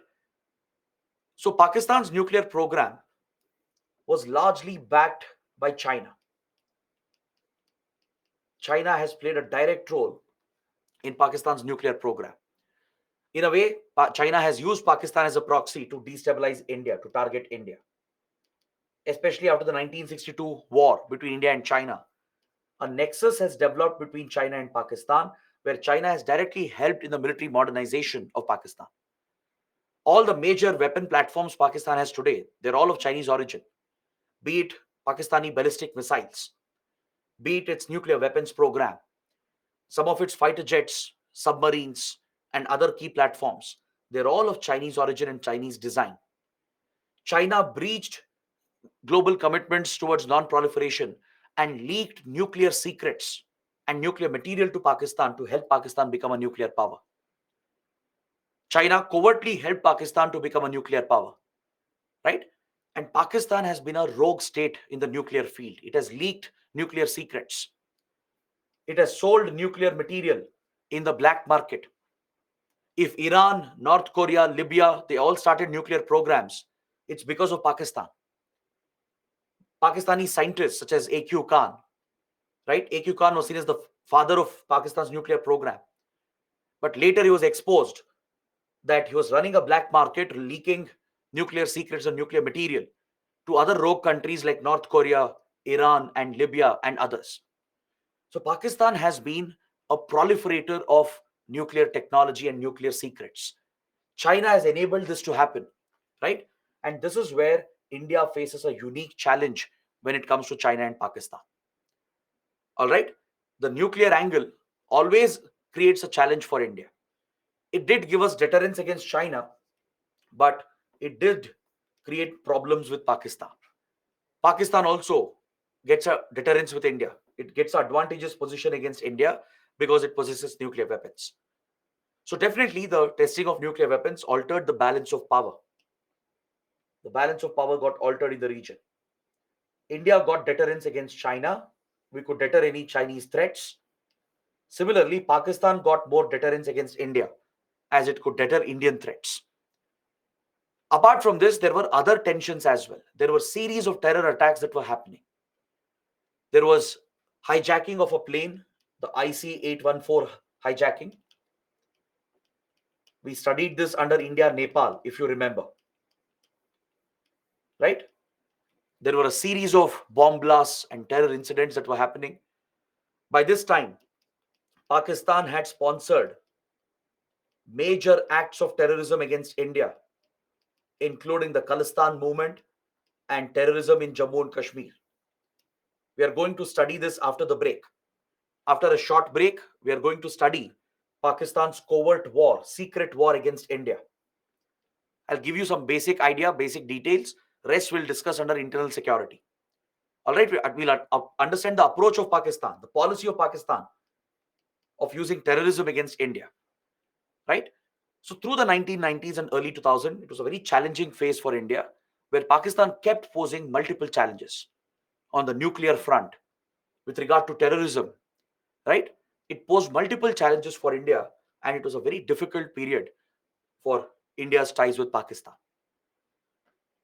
So going forward, we will study the Siachen and Sir Creek dispute.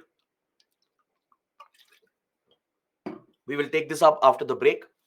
We'll complete these small topics, understand Pakistan's policy of terrorism against India, and then look at the present state of relations. These are the few topics we are left with. So let's pick it up after the break and we can close the chapter for today. All right. So let's take a 15 minutes break. Let's come back at 8 a.m. Let's come back at 8 a.m. and resume the session.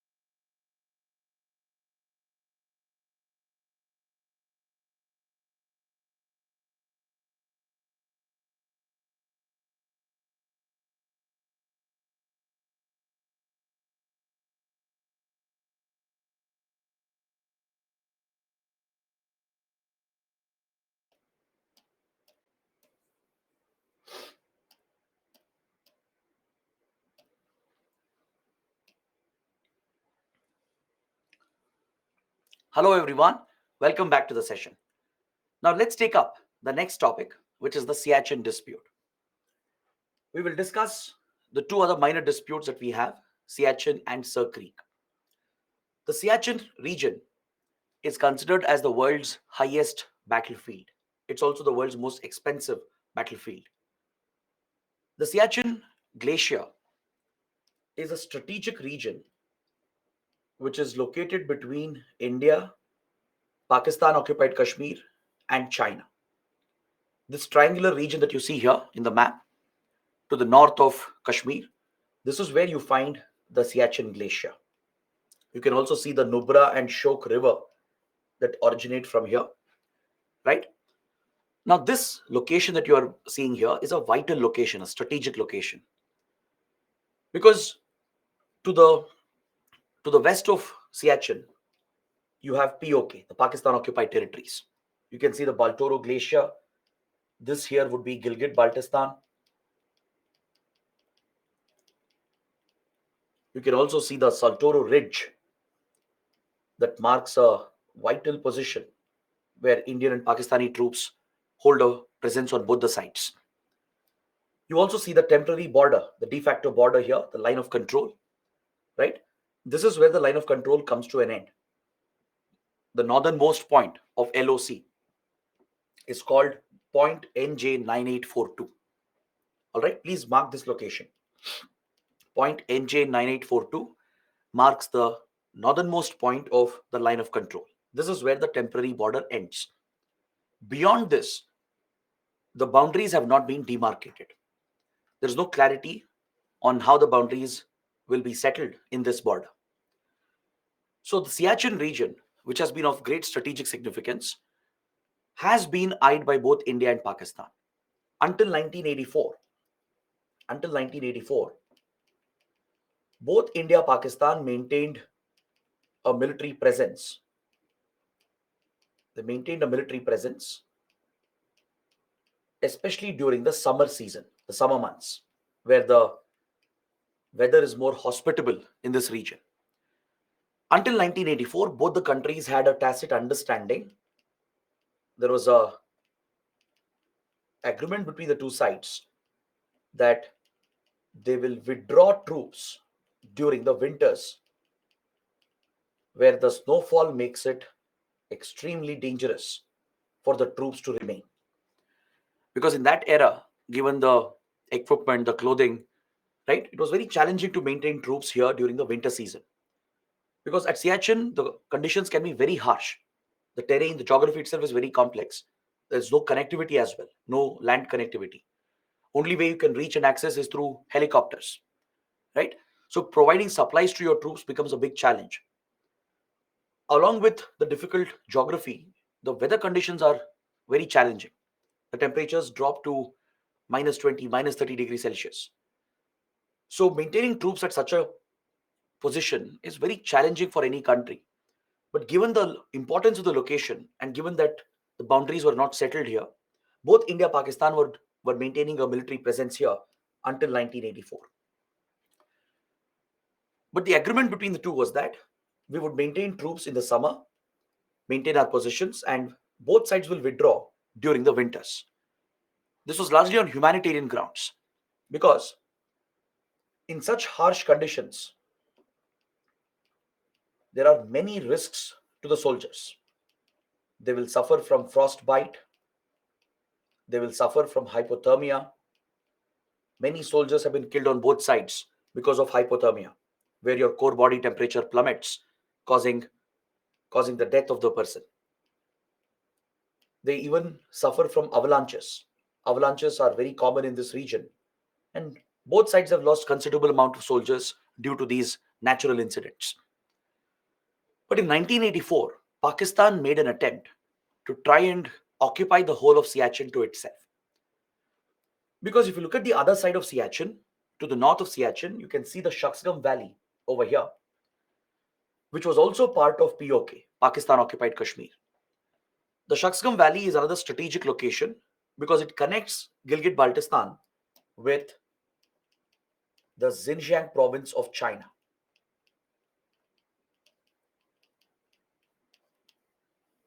Is that clear?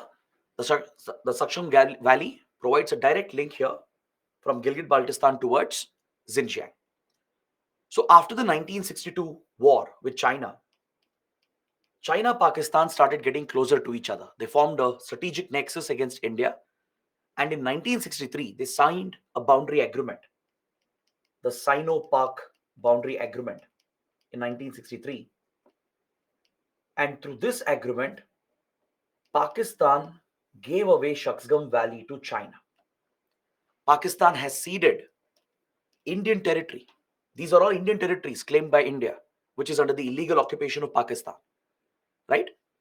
So Shaksgam Valley was given away to China, and China maintains its own presence in Shaksgam Valley today.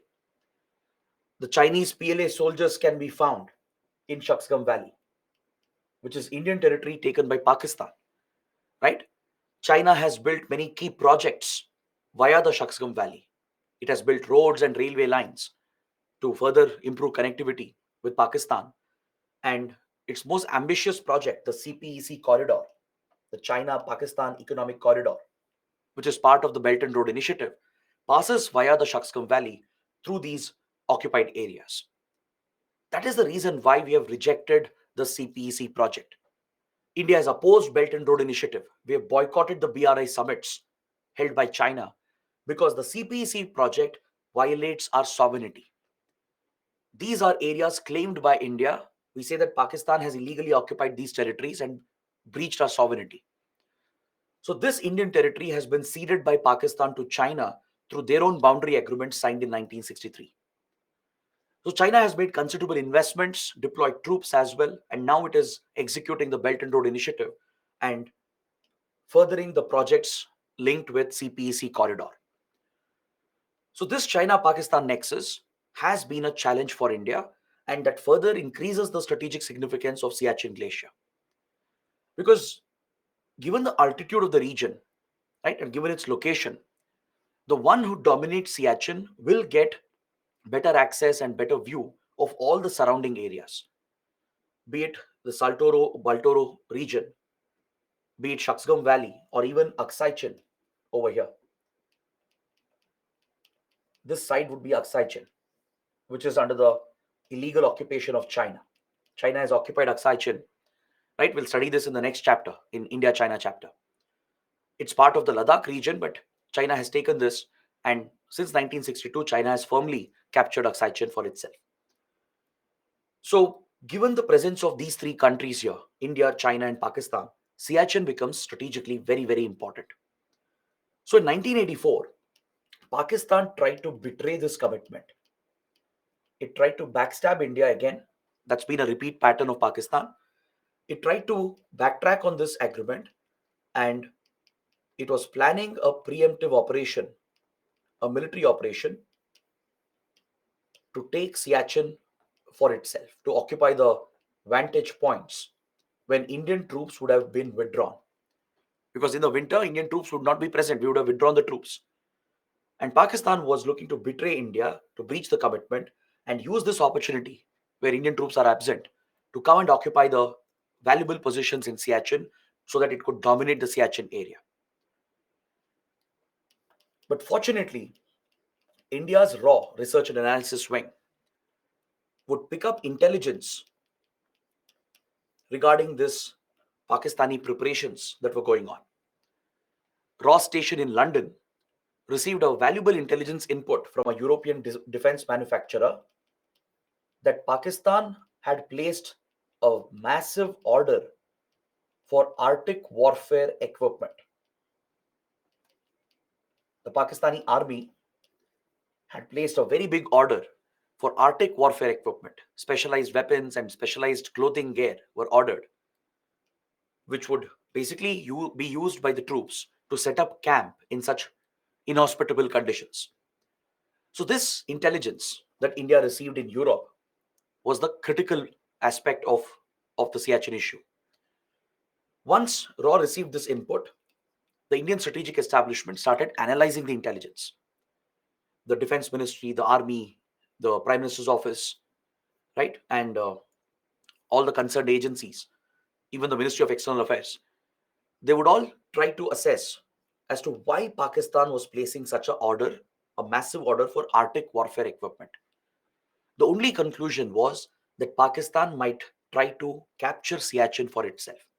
It might be using the equipment to plan this preemptive operation and capture the Siachen heights when Indian troops are not present at Siachen. So, based on this assessment, it was clear that if India did not act, Pakistan would gain an upper hand. Because once a country captures Siachen and dominates the region, it would be impossible for the other country to take it back. Given the harsh geography and the climate here, it becomes very, very challenging to fight a battle here and take back Siachen. So, based on this assessment, Prime Minister Indira Gandhi ordered a military operation called Operation Meghdoot.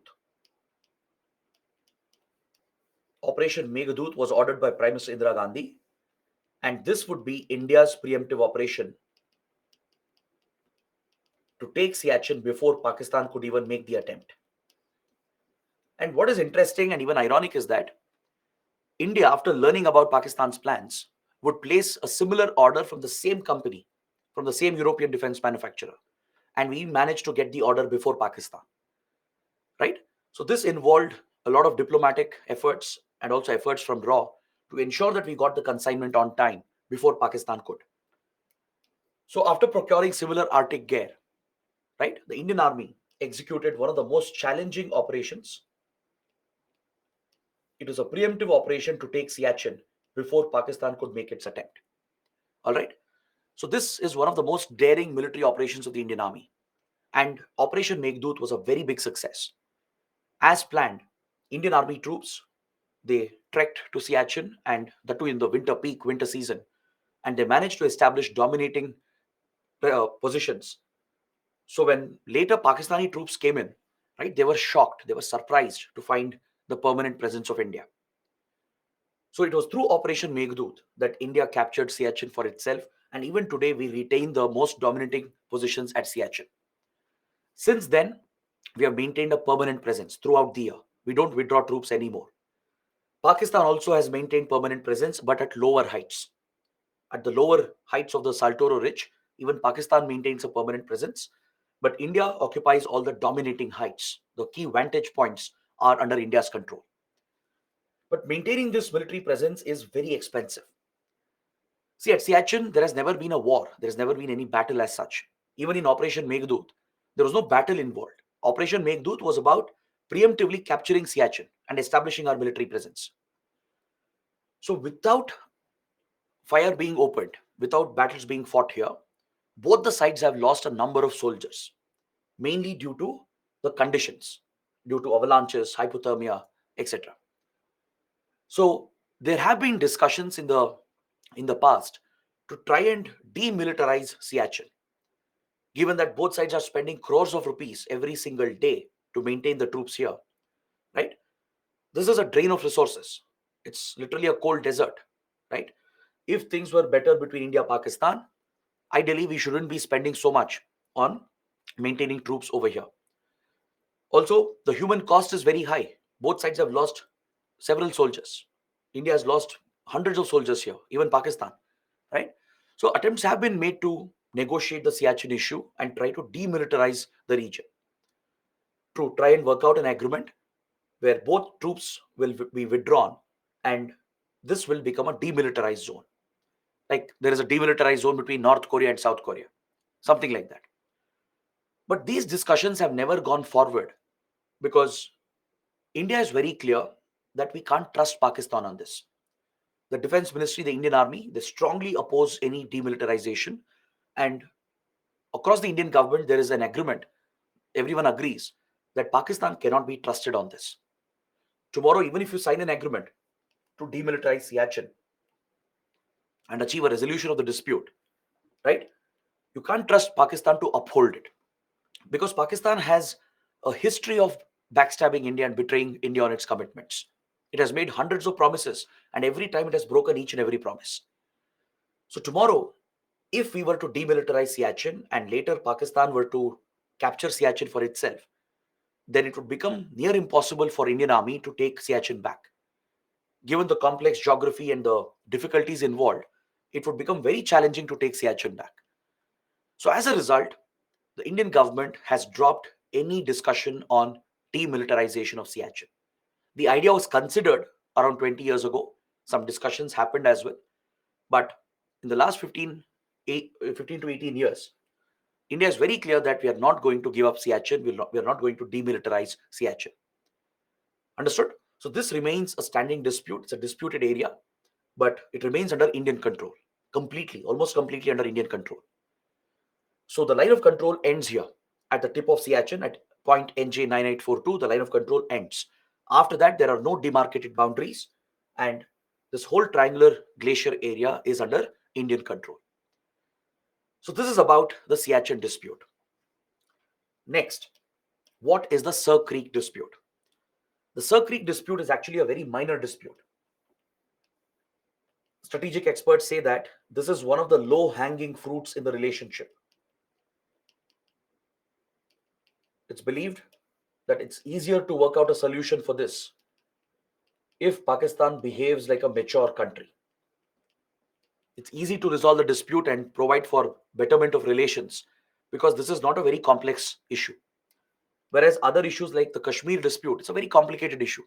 There may not be a solution for Kashmir issue in the immediate or in the short term, right? The Kashmir issue will remain as it is for many more years or many more decades as well. Given the state of relations between India and Pakistan, it's unlikely that we will find a solution for Kashmir dispute.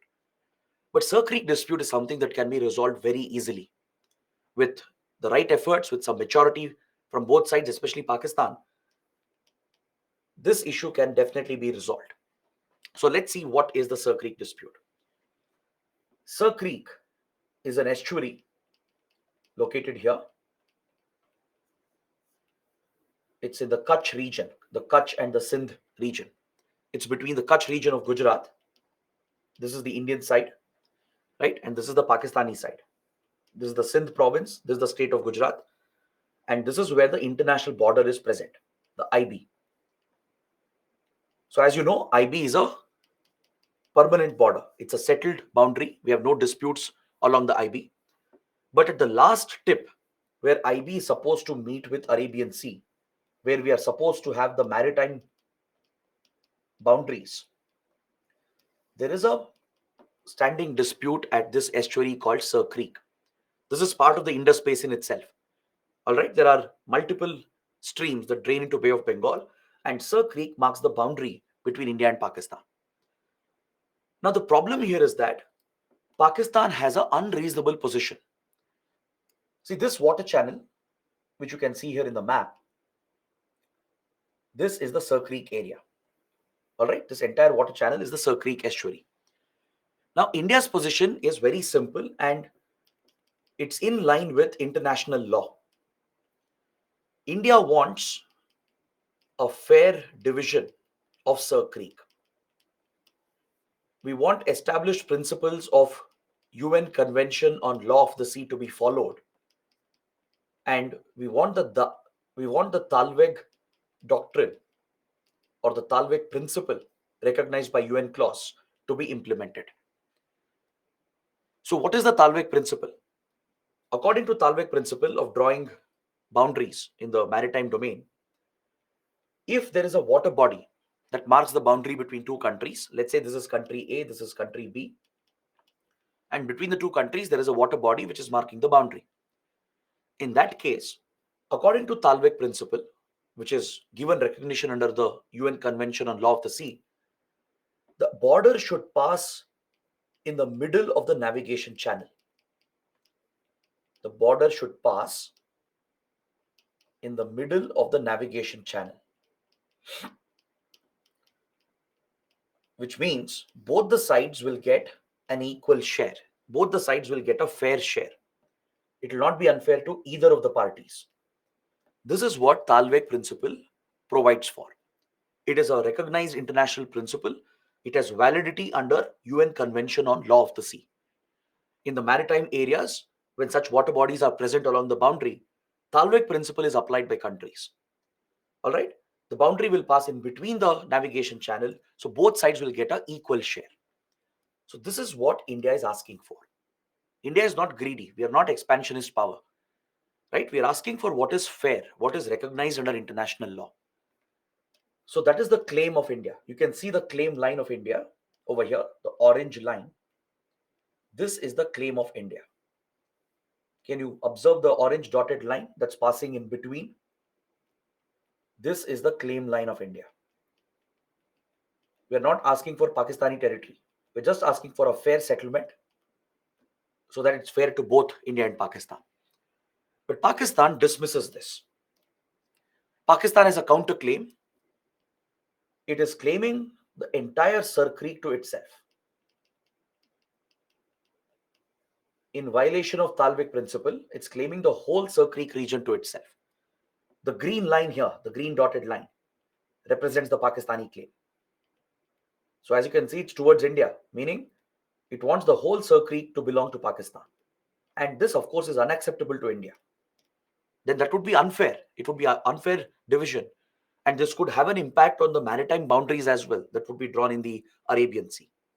Right? So India is insisting that we should sit, negotiate, and work out a solution. But Pakistan is hell-bent that it wants the whole Sir Creek to itself. So that is why this remains a standing dispute. And also the geography here is also again very complicated. The whole Kutch area, the run of Kutch, is a marshy area. It's a wetland. It's a marshy wetland. And there are many challenges India has been facing with regard to border security. See, from India, it's the BSF, which is the border guarding force.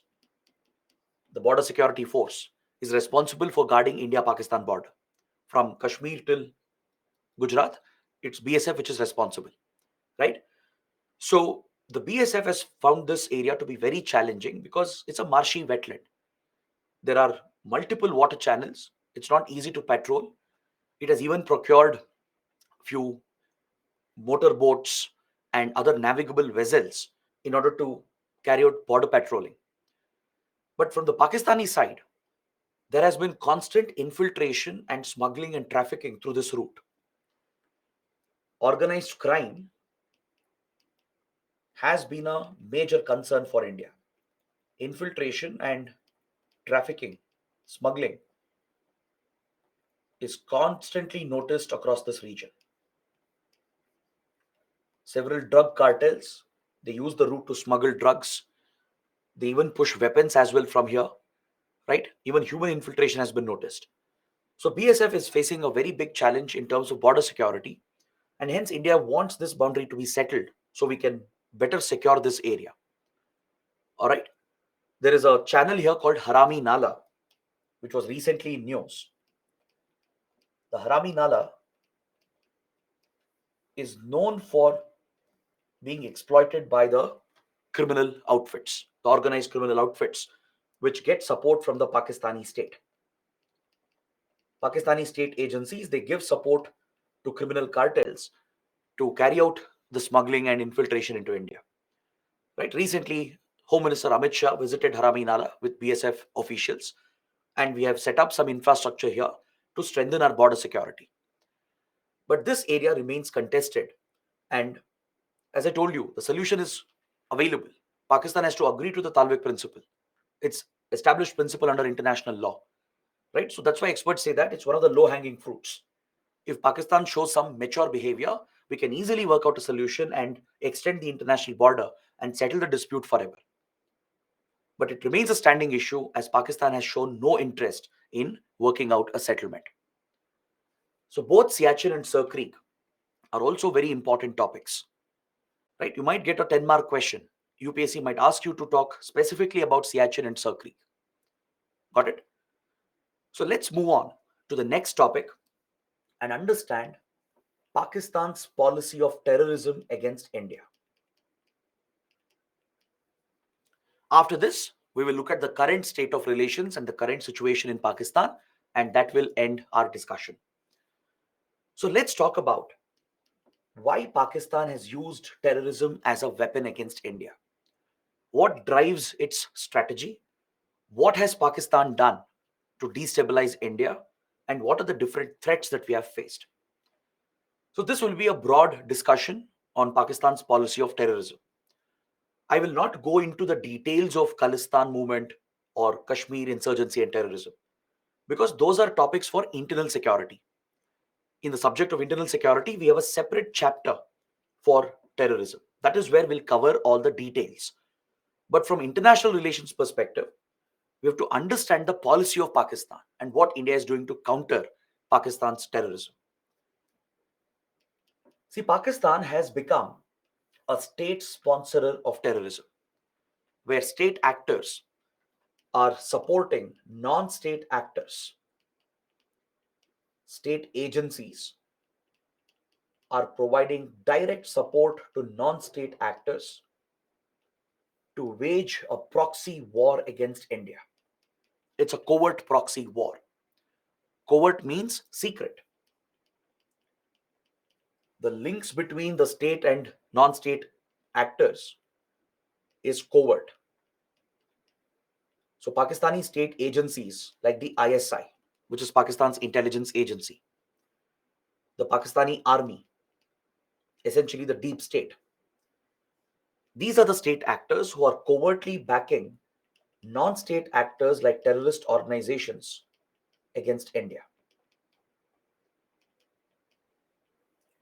Pakistan has pursued this policy from many, many decades for now, right? India has been the biggest victim of terrorism primarily because of this role of Pakistan, where state agencies have sponsored terrorism against our country. In fact, many countries use terrorism as a policy, as a weapon in their geopolitics. And Pakistan is a leader in this regard. It has become a terror factory, quite literally, right? It has used the Western support to its advantage. It has managed to channel funds and weapons to these terrorist organizations. And it has even provided a safe haven. It has created a terror sanctuary to host the terrorist outfits on its own soil. As we saw in the map at the very start of the chapter, in POK, in Khyber Pakhtunkhwa, in Punjab, and also in Balochistan and along the AF-Pak border, it has allowed the terror groups to operate terror camps. The ISI and the army and even Pakistani Navy are directly involved in training these terrorists. They provide direct support, they give them all the training needed in building explosives, in military tactics, right? So, such extent of support is provided along with channeling funds, that is, terror financing. Pakistan has arranged for terror financing through money laundering routes. It has failed to implement the global standards against money laundering and terror financing. It has breached the standards of Financial Action Task Force or FATF. It has created a very fertile environment for terror financing to flourish, and it has arranged the supply of arms and weapons which is needed to arm these terrorist organizations. Is that clear? Pakistan also aids cross border terrorism, meaning it helps in the infiltration of terrorists into India. It has not only given a sanctuary for them in the country, it has not only given them all the support needed, it is also helping them to cross over into India. Along the border and along the line of control, several tunnels have been dug through which the terrorists infiltrate into the Indian side. Is that clear? Underground tunnels have been dug, especially near LOC and also near the Punjab border. Tunnels have been dug across the border to allow the infiltration to happen, to help the terrorists who are trained in Pakistan to cross over into India. Along with that, Pakistan deliberately breaks the ceasefire. Pakistani troops near LOC, they deliberately open fire against Indian positions during night time so that they can distract the Indian troops and give an opportunity for the terrorists to cross over into India. Even this is done by Pakistan. The Pakistani army and its border guarding force, who are stationed near LOC, they deliberately start opening fire, heavy fire. They even fire mortars, shells, and they use assault rifles as well to open indiscriminate firing at Indian positions so that Indian army and BSF get distracted. And exploiting the chaos and the night cover, the terrorists will sneak across the LOC and enter Jammu and Kashmir. So that kind of direct support has been given for cross-border terrorism. Pakistan has used many other countries as well to launch attacks against India. It has used Nepal, Bangladesh, West Asian countries. It has tried using Sri Lanka and Maldives as well to create a base for many terrorist outfits. So, what explains this kind of obsession with terrorism? Why does Pakistan go to this extent of using terrorism against India? The answer lies in the initial enmity that started following partition and the Kashmir dispute that broke out. But along with this, there is another major factor that drives Pakistan's behavior. Along with this initial enmity related to Kashmir dispute, the 1971 defeat is what triggered Pakistan.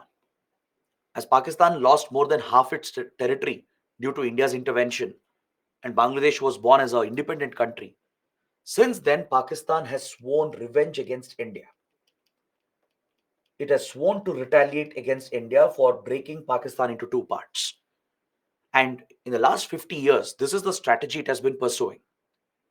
To target India and break India, it has relied on the covert proxy option because it realized that covert proxy wars are advantageous. It's much better than your regular conventional wars. Because, see, by 1971, Pakistan had fought three wars with India, right? 1947, 1965, and 1971. All three were conventional wars fought using your conventional armed forces.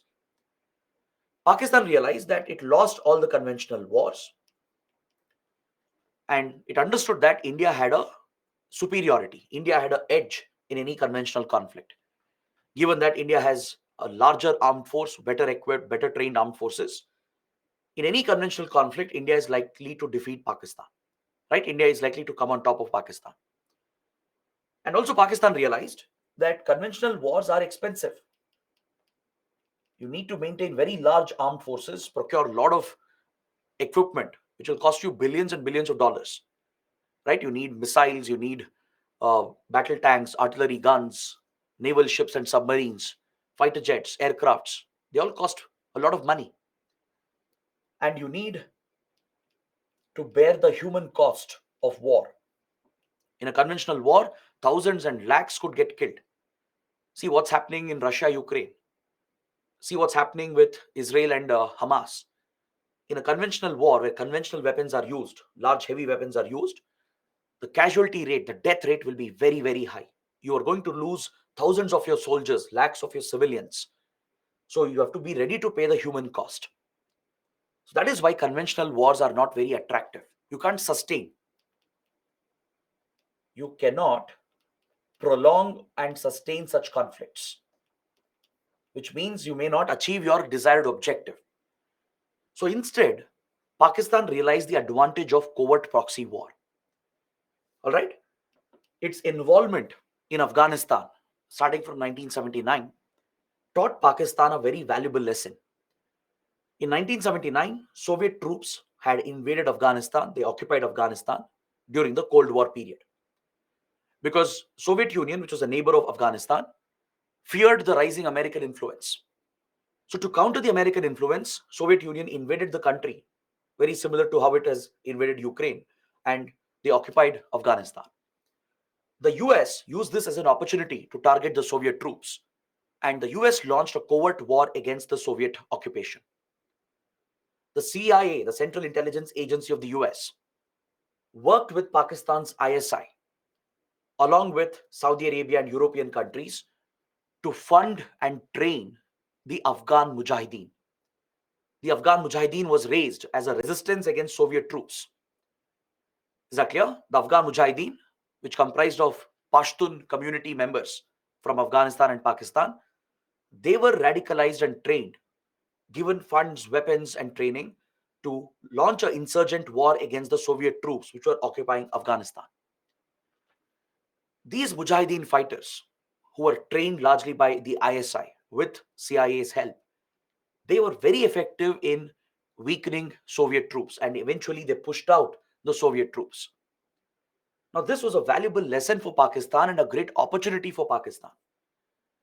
It was waiting for such opportunities against India, where it could launch a major covert war against India to exploit our internal divisions, right?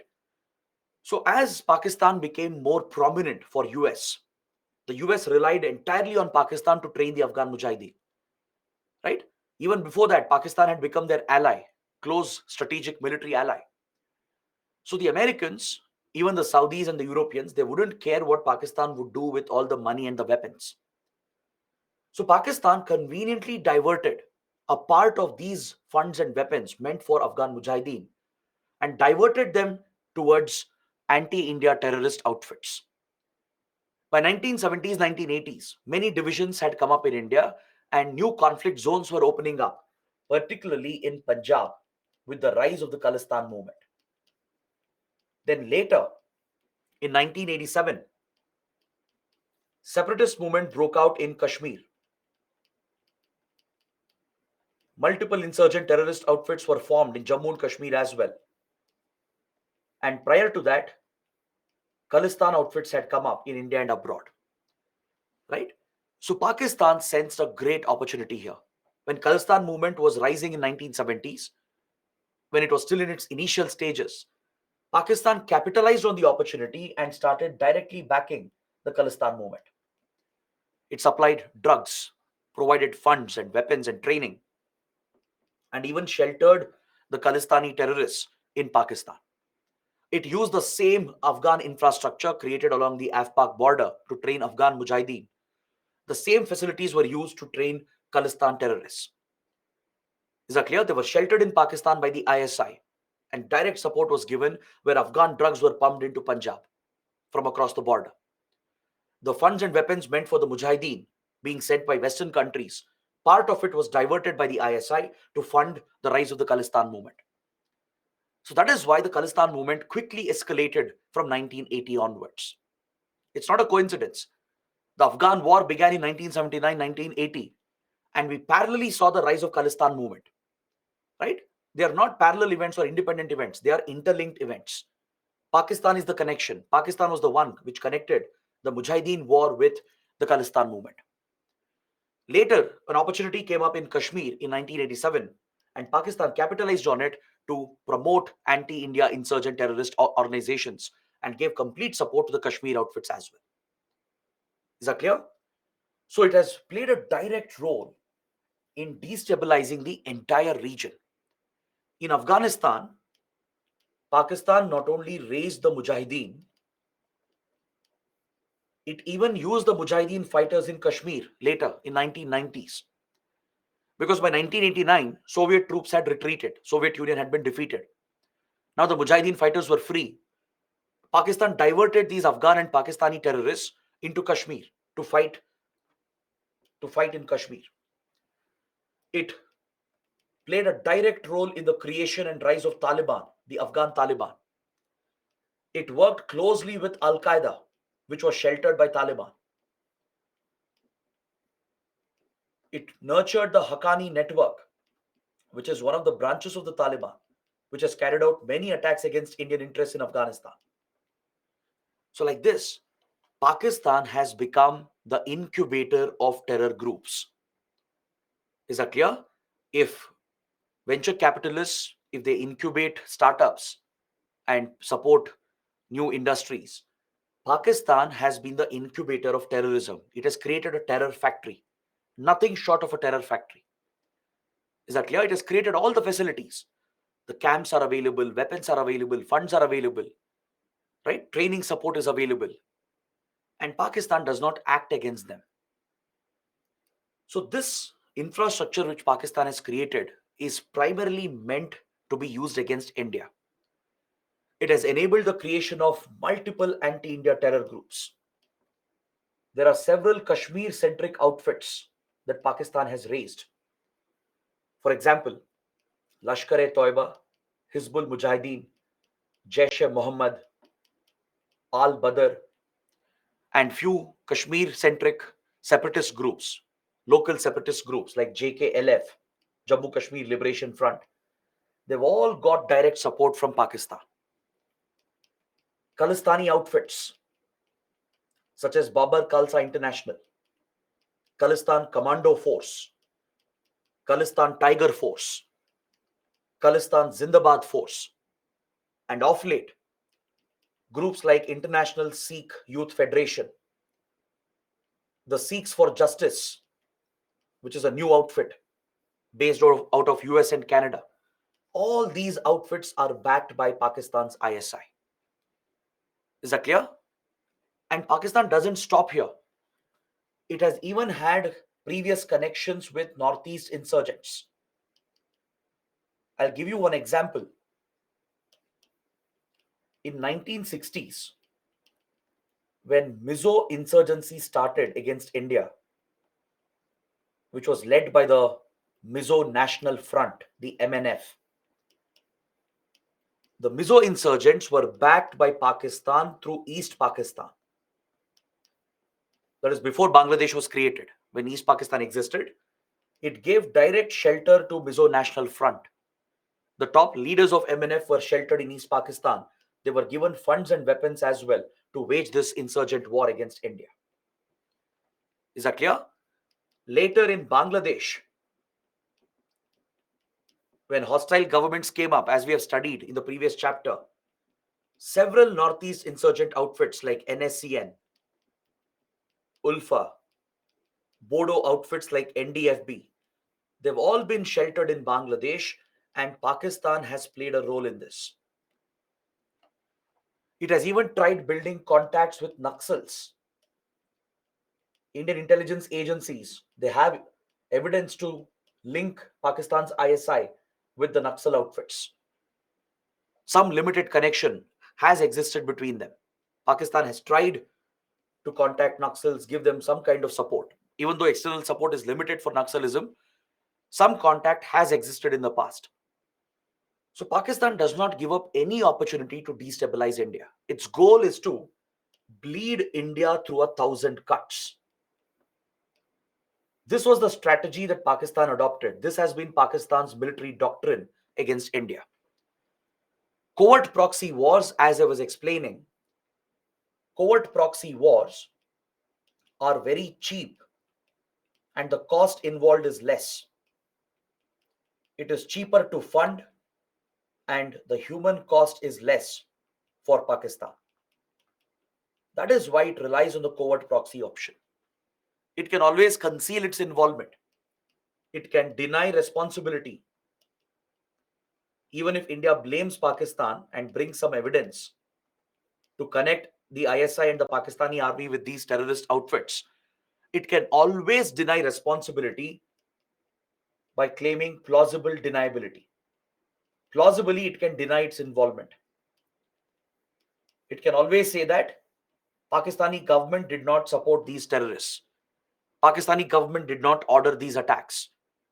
There are rogue elements in our country. We ourselves are a victim of terrorism. Some of the rogue extremists are supporting them.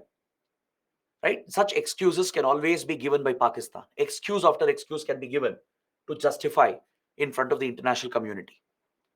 Right? This is an advantage that comes from covert proxy war. And Pakistan has relied on this to bleed India through 1,000 cuts. Instead of delivering one cut through conventional war, where Pakistan might be defeated, it's better to deliver 1,000 cuts to India by exploiting our internal divides. Is that clear? So Pakistan has been at the forefront of destabilizing India, sabotaging India internally by exploiting every single opportunity it has got. So in internal security, you'll study more about this. You'll understand the kind of backing it has given to Khalistan groups, the support it has given to Kashmir-centric outfits, the support it has given to other groups such as Indian Mujahideen. how it has used Haqqani network to target India in Afghanistan, how it has used Taliban and Al Qaeda to create support base for anti-India terror groups along the Afghanistan-Pakistan border, right? So all these details we'll discuss more about it under internal security. But from IR perspective, just understand why Pakistan follows this policy of terrorism. What does it gain? What threat does it pose to India? We have seen many major attacks, starting from the 93 bomb blasts, the Bombay blasts, the 26/11 Mumbai attacks, the parliament attacks, and the numerous other incidents that have happened across Indian cities. It has basically spread urban terrorism against India, right? So this is what we see from Pakistan, and it continues this policy even today. See, after the Mumbai attacks, which was the biggest of its kind, which was faced by India, there was a lot of international pressure on Pakistan. India exerted diplomatic pressure. We got the support of Western countries as well. And this international pressure has pushed Pakistan to stay away from attacking Indian cities and Indian civilian population. That's why you notice that after 2008, it has not used Lashkar-e-Toiba for a major attack against India, because it was Lashkar-e-Toiba which carried out the Mumbai attacks, the 26/11 Mumbai attacks. There is tremendous international pressure on Pakistan to not attack Indian cities and India's civilian population. So it has adopted a new strategy since then, a new tactic. It has tried using only Jaish-e-Mohammed to attack military sites, military installations. I'll mention these attacks later. We'll look at the recent attacks which have happened, how it has used Jaish-e-Mohammed for repeated attacks on military bases of India. Instead of choosing civilian targets and cities, it is using Jaish-e-Mohammed to target military sites. Because then the same international support will not exist, right? There is a difference in attacking a civilian target and a military target. So Pakistan has exploited this opportunity and it's using a new strategy against India, where it's primarily focusing on military sites that too near the border and near Kashmir. Apart from that, it's trying to revive the Khalistan movement. We have seen recent attempts to revive the dormant Khalistan movement, and this is going on since 2010. It's not a new phenomenon. You might be reading about it in newspapers today in the last few months, right? The revival of Khalistan movement. But this is going on from 13 years. We have noticed these developments from 2010. So these new strategies are being adopted. So what you can learn here is that Pakistan keeps adapting. No matter what happens, it will come out with new strategies, new tactics to keep targeting India. It means it will not give up its policy of terrorism so easily. All right. So this remains a big challenge for India. Subsequent governments have always faced this biggest challenge with Pakistan. All right. Now, how do you talk to such a country? How do you negotiate with them? How do you have relations with them when constantly they're sponsoring terrorism against us? Right. This has been India's position since the days of Vajpayee and later Manmohan Singh and even now Modi. We have made it clear that talks and terror cannot go hand in hand. You can't expect to talk to you and have friendly relations with you when you're constantly sponsoring terrorism against us. That's why India has suspended the talks. As of now, we don't have even a basic relationship. Formal diplomatic ties exist, but we don't have a decent relationship. We don't have any negotiations going on. There's hardly any cooperation because constantly there is terrorism sponsored against India. And every time there is a big attack, we put talks on hold. We suspend all the talks, saying that talks and terrorism cannot go hand in hand. All right. So I think this gives you a fair idea as to how Pakistan behaves, how it targets India, how it tries to destabilize India. Right. So in internal security, we'll study more about the response as well. How India is countering terrorism. How are we using our intelligence agencies, our security agencies to counter terrorism? We'll look at the laws we have. We'll discuss our global efforts through UN and FATF to punish Pakistan for sponsoring terrorism. Right? We'll study all of that with great details under internal security. But from IR point of view, I think this should be enough to understand Pakistan's policy of terrorism. Now let's discuss one more topic. It's an old topic, but still it's relevant because it's frequently in news. The Indus Water Treaty of 1960. The Indus is a shared resource between India and Pakistan, right? The Indus drainage basin, the river basin, is the lifeline of millions of people, both on the Indian side and the Pakistani side. And you have six major rivers which are part of the Indus basin. You have the primary Indus River, Jhelum and Chenab. Then you have Ravi, Bias, and Satluj. These are the six primary rivers of the Indus basin, right? Most of them originate in Tibet, in the Himalayan ranges. They flow through Ladakh, Jammu and Kashmir, Himachal Pradesh, Punjab, and Haryana on the Indian side, and then drain into Pakistan. So India is the upper riparian. We are located in the upstream, whereas Pakistan is in the downstream. Pakistan becomes the lower riparian state. Eventually, these rivers drain into Arabian Sea. All right, they drain into the Arabian Sea. So Pakistan has a lot of dependency on some of these rivers for irrigation, for drinking water, and for other purposes. Same with India. We have a lot of dependency on some of these rivers for irrigation, hydropower generation, and for drinking purposes and other industrial consumption. So sharing these waters had been a source of dispute. Given that Kashmir dispute had erupted, we had already fought a war in 1947, right? Tensions were already there in India-Pakistan relations. So to ensure that water does not become a source of conflict, both the sides negotiated a treaty which was mediated by the World Bank. The World Bank acted as the mediator and worked out the Indus Water Treaty. According to the treaty, the Indus Basin is divided into western rivers and eastern rivers. The drainage basin has been divided. You have the western rivers and eastern rivers. Western rivers are Indus, Jhelum, and Chenab. The eastern rivers includes Ravi, Bias, and Satluj. All right. And depending on the needs of India and Pakistan, a fair share has been allocated to both the parties. In case of western rivers, Pakistan has been given a higher allocation. Pakistan gets a higher share of these waters. As Pakistan is more dependent, right, and as India has other sources through which we can fulfill our needs, Pakistan has been given a higher share and a greater degree of control over the western rivers. See, again, you need not go into the specifics. You need not learn how many cusecs have been assigned to Pakistan and India. When should we release the waters to Pakistan? Those are very technical details. That's not needed for the exam. Just know that Pakistan has a higher share, has a higher allocation and greater control over the western rivers, which means India has been given a limited share of western rivers.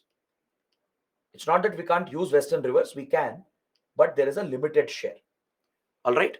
Only a small part of it has been assigned to India. We can use it for some basic purposes. And the condition on India is that we cannot block or divert these three rivers. This cannot be done. It is explicitly prohibited. India is prohibited from diverting these three rivers or blocking them permanently, which means we can't build regular water storage dams. We can't divert the water entirely for irrigation. We can't divert that into canals. We can't do that. However, hydro projects are allowed. These are run of the river projects or run of the mill projects. All right. It means you stop the water short for a short period to generate the hydropower potential.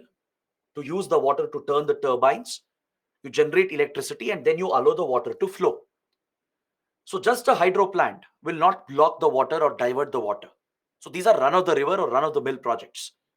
So such projects are allowed for India. India can build hydro plants to generate electricity, ensure we are not diverting it or blocking it, and release the water back into Pakistan.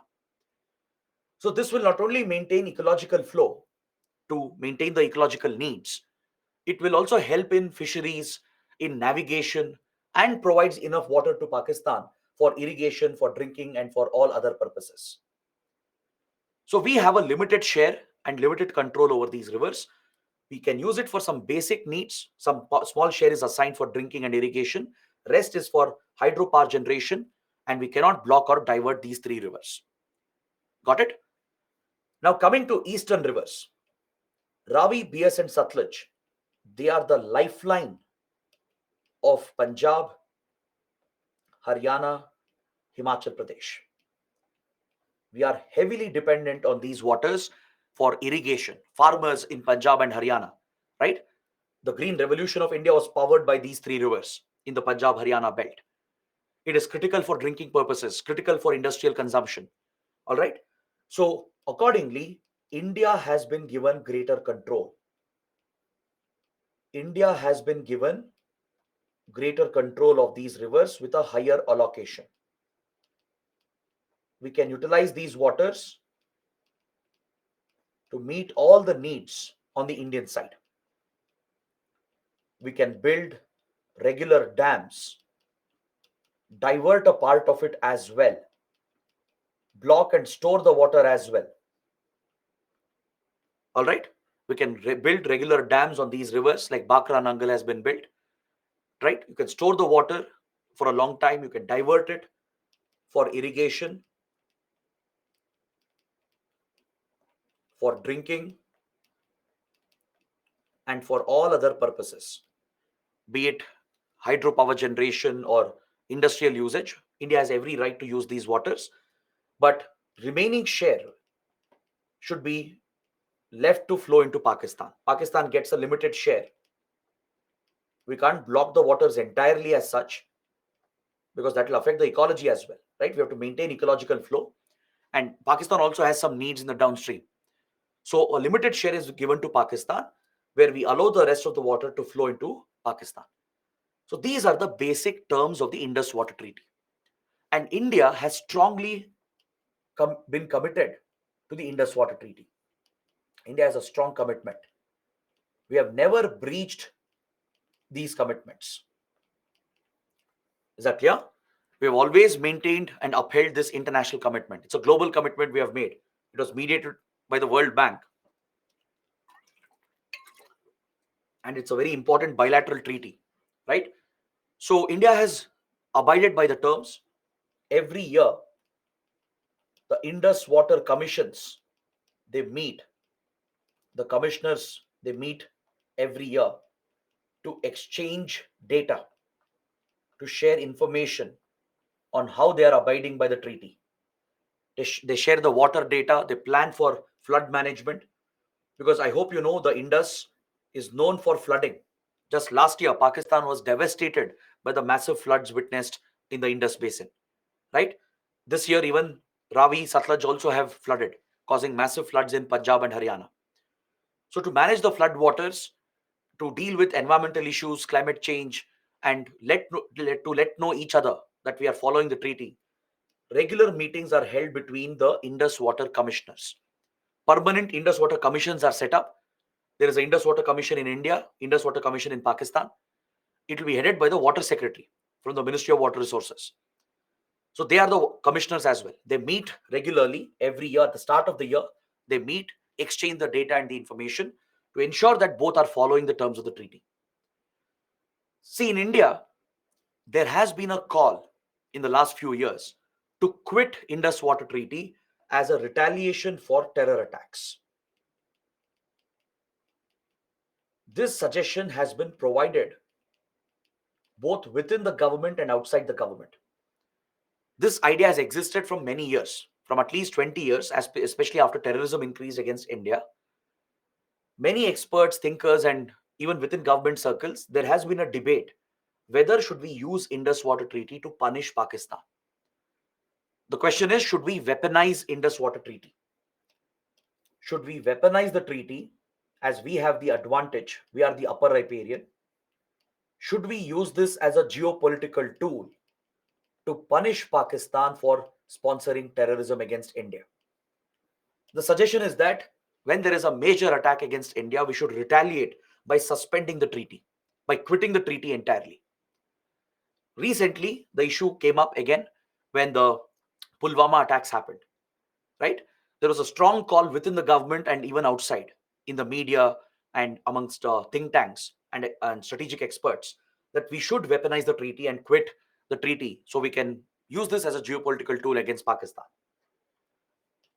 So sufficient debates have happened around this issue, but India has decided to not break the terms, to not break the commitment, right? This is not the decision of just one government. All the subsequent governments have taken the same call, and this is the right decision as well. See, it is very tempting to retaliate and seek revenge and punish after a terror attack, right? Because passions are very high, right? You are disturbed by the attack, by looking at the losses suffered. So you feel the urge for short term retaliation, short term pleasure. But in the long run, quitting the treaty will not work in India's favor. And that is a correct assessment that Indian governments have made. See, if we quit the treaty, first of all, you'll be breaking an international commitment, right? So this affects your global image. On one hand, we are saying we should follow rules based order. We are telling China it's breaking international rules, it's not following international laws. On the other hand, if we quit the treaty and politicize this treaty, right, it harms our image, it harms our position, our standing on, on rules based order systems. Right? The world works on international rules, international laws. Responsible countries have to follow them, respect them, uphold them. If countries keep breaking these treaties and commitments, then it leads to the collapse of the rules based order. So India has always had a strong commitment for a rules based order system. We respect international laws, and any global commitment we make, we abide by it. That's why India is seen as a trusted partner, reliable partner. Tomorrow, if we break the treaty, no one will trust India. They will always have a doubt that India might sign agreements today, later they'll quit. Right? That sets a wrong precedent. Other than that, by weaponizing Indus waters, we will actually help Pakistan. We will help the deep state, the army and the ISI, to further their propaganda against India. They're already raising allegations that India carries out water terrorism. Lies are spread in Pakistan by terror leaders like Hafiz Saeed. Hafiz Saeed, the founder of Jamaat-ud-Dawa and Lashkar, he conducts public rallies. He addresses the farmers and illiterate people, right, who have no idea about geopolitics, and he tells them that India is using water as a terror tool. If floods happen in Pakistan or droughts happen in Pakistan, he blames it on India, saying India is doing it. These lies are already being spread. So if we were to actually quit the treaty, it will aid these terrorists, it will aid the ISI to further carry out propaganda against India and drive recruitment for their terror organizations. Because see, water is a question of humanity. Water is a question of human well-being. And it's easy to trigger emotions based on water. If two states of India can fight for water, imagine what will be the reaction if India quits and if there are floods and droughts in Pakistan, right? It becomes very easy to mobilize more support for terrorism against India based on India quitting the treaty. So in the long run, it doesn't really help us. So on all these grounds, subsequent governments have decided not to politicize the treaty and not to weaponize the treaty and use it for geopolitical reasons. So we remain committed to the treaty. But Pakistan, on the other hand, has created as many problems as possible. Even though we have followed all the terms, it has repeatedly filed cases against India. It has taken India to court at International Court of Justice and Permanent Court of Arbitration. At these global judicial platforms, it has filed many cases against Indian projects such as the Kishan Ganga project, the Baglihar project. See, India has some major projects which we have pursued to manage the waters and to mainly generate hydropower. These projects that I'm mentioning, Kishan Ganga, Baglihar, and few others, they are all run of the river projects, which is allowed under the treaty. We are not storing the water permanently, we are not diverting it, we are not blocking it. We just generate hydropower, use the basic allocation given to us, and rest of the water is allowed to flow into Pakistan. Even though we are strictly following it, Pakistan has deliberately filed cases to derail these projects, to hamper the development of Jammu and Kashmir, to keep J&K backward, to ensure that India does not provide development activities in J&K. Pakistan has deliberately targeted these projects, trying to delay them. But in all the cases, India has won. The rulings have gone in India's favor. In these cases at ICJ and other bodies, India has won the cases because we have followed the terms of the treaty. But by filing these litigations, it is trying to delay the projects. Today, we have many more projects planned in the Indus Basin. You have the Ratle hydropower project and many more which are coming up. So I ask you guys to take up a homework, take up an assignment, just identify the names of all the major hydro projects that India is executing on the Indus rivers. All right, we have a few important projects. So just make a note, just be familiar with the names. All right, so take this as a small homework or an assignment. Now, coming to the last part of today's discussion, let's go through the current relations under the Modi government. I just want to give you a summary of how ties have developed in the last 8 years or 9 years. And let's look at what is happening in Pakistan right now, because that is the current issue. See, Prime Minister Modi, after coming to power, he followed the precedent that was laid by Prime Minister Vajpayee and Prime Minister Manmohan Singh. These two prime ministers as well, when they came to power, they tried reaching out to Pakistan and they extended a hand of friendship. Despite all the problems Pakistan had created for us, right? Indian governments have always tried to reset the relationship, hoping that Pakistan will change, hoping that Pakistan might reciprocate. Prime Minister Vajpayee started a practice where, despite all the problems, the difficulties, a hand of friendship was extended. PM Vajpayee, he carried out a historic visit to Lahore. He held the Lahore summit in late 90s with Nawaz Sharif. It was a historic visit. He visited Pakistan. Many important projects and initiatives were launched. A lot of friendly initiatives were taken up. The bus service was started from Punjab to Pakistan, along the LOC from Jammu and Kashmir to POK, from Delhi to Islamabad. Train services were started, the Samjhauta Express. Right? Border trade was opened. Many friendly initiatives were taken up, but every time the two governments get closer, the deep state will retaliate against it. Vajpayee's initiatives were derailed because of repeated terror attacks and the Kargil conflict. The IC-814 hijacking, the parliament attacks, and many other attacks that happened in Delhi and Mumbai. They derailed our peace efforts and destroyed the relationship. Then came Prime Minister Manmohan Singh, and again he tried to reach out to Pakistan, extend a hand of friendship. This time Pervez Musharraf was the leader. Prime Minister Manmohan Singh tried building a bond, tried opening a back channel talk through their secret envoys. They held back channel diplomacy. Because sometimes when relations are complicated, you can't negotiate in the open, in the public domain, because there's a lot of media pressure, public pressure that will derail our friendly initiatives. So in complex relations, back channel diplomacy is used, where leaders will appoint a secret envoy, they'll talk to each other and they'll try to achieve some progress.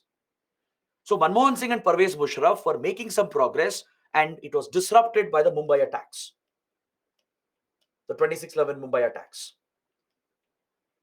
Even Prime Minister Modi, after coming to power, tried opening a new chapter. He invited Nawaz Sharif, along with all the SARC leaders, to his swearing-in ceremony. The Modi government launched the Neighborhood First policy, announcing that we are prioritizing our ties with our neighbors, which would include Pakistan as well. Right? This was a great friendly gesture from India. Following this, the two leaders met again at Ufa in Russia, where the SEO BRIC summit was taking place. And India Pakistan even came out with a joint statement. Modi and Nawaz Sharif, they met again. They were building a close personal bond. They were actually becoming good friends. A personal chemistry was developing between them, just like the previous leaders. They came out with a joint statement. This was the first joint statement after many, many years. And in this joint statement, there was no mention of Kashmir, which has been Pakistan's obsession. Pakistan has always said, if we have to talk to India, talk about Kashmir first. India has said, if we have to talk about terrorism. You don't discuss terrorism, we'll not talk about Kashmir. So this has always led to failure of talks. Like under Prime Minister Vajpayee, there was Agra summit in 2001, where Parvez Musharraf came to India, and Parvez Musharraf demanded that Kashmir should be the point of discussion. But Vajpayee administration refused. Since terrorism had become the threat, we said terrorism has to be discussed. Terror and talks will not go hand in hand. You can't be bleeding Indians and you can't expect us to talk about Kashmir. We rejected those talks. So Agra summit ended as a failure. So given this history, the joint statement at Ufa was a very, very big development. For the first time, Kashmir reference was dropped, terrorism was mentioned, and India-Pakistan agreed to discuss all issues, negotiate, and build bilateral relations. This was seen as a positive development, which was followed by a surprise visit by the Prime Minister to Pakistan. PM Modi was coming from a foreign visit. He landed in Pakistan unannounced to attend a personal event in the family of Nawaz Sharif. There was a wedding taking place in the family of Nawaz Sharif. PM Modi landed unannounced and made a surprise visit to attend the family event. And that showed the personal chemistry and the bond that was building between the two leaders. So initially, you saw these positive developments happening. But as you can expect, there is a clear pattern here. Every time there is an improvement, every time the two governments get closer, when civilian governments on both sides, when they get closer, this relationship which is forming will be disrupted by a major terror attack. Terrorism will be used by the deep state to disrupt the friendly ties which are developing between the two governments. Because if India becomes a friend, if normalcy comes in this relationship, the Pakistani army and the ISI will lose their relevance. People will tomorrow start questioning, why is the army cornering all resources when people of Pakistan are suffering? Pakistani people have no electricity, no healthcare, no jobs. How come Pakistani army is getting all resources? Those questions will come up, right? Pakistani army and ISI, the deep state, will remain relevant only when there are tensions with India, only when India is the enemy number one. Is that clear? That is why I spent so much time at the beginning to explain that analysis. The deep state does not want good relations between the Indian government and the Pakistani government. There have been Pakistani leaders who have tried to normalize the relationship, but every time it happens, the deep state hits back. There will be a big terror attack which will disrupt the relationship. Is that clear? This is a pattern. And we saw this happening again with repeated attacks against military bases of India. Since Pakistan was under international pressure to not attack Indian cities and civilian population and to not work with Lashkar-e-Toiba, it started using Jaish-e-Mohammed to specifically target military bases near the border areas and in Kashmir. We saw two major attacks at Gurdaspur in Punjab and Pathankot Air Base in Punjab. These are forward locations close to the border, right? Both were major attacks carried out by Jaish-e-Mohammed. Parallelly, young breed of terrorists like Burhan Wani were promoted in Jammu and Kashmir to trigger unrest in Kashmir.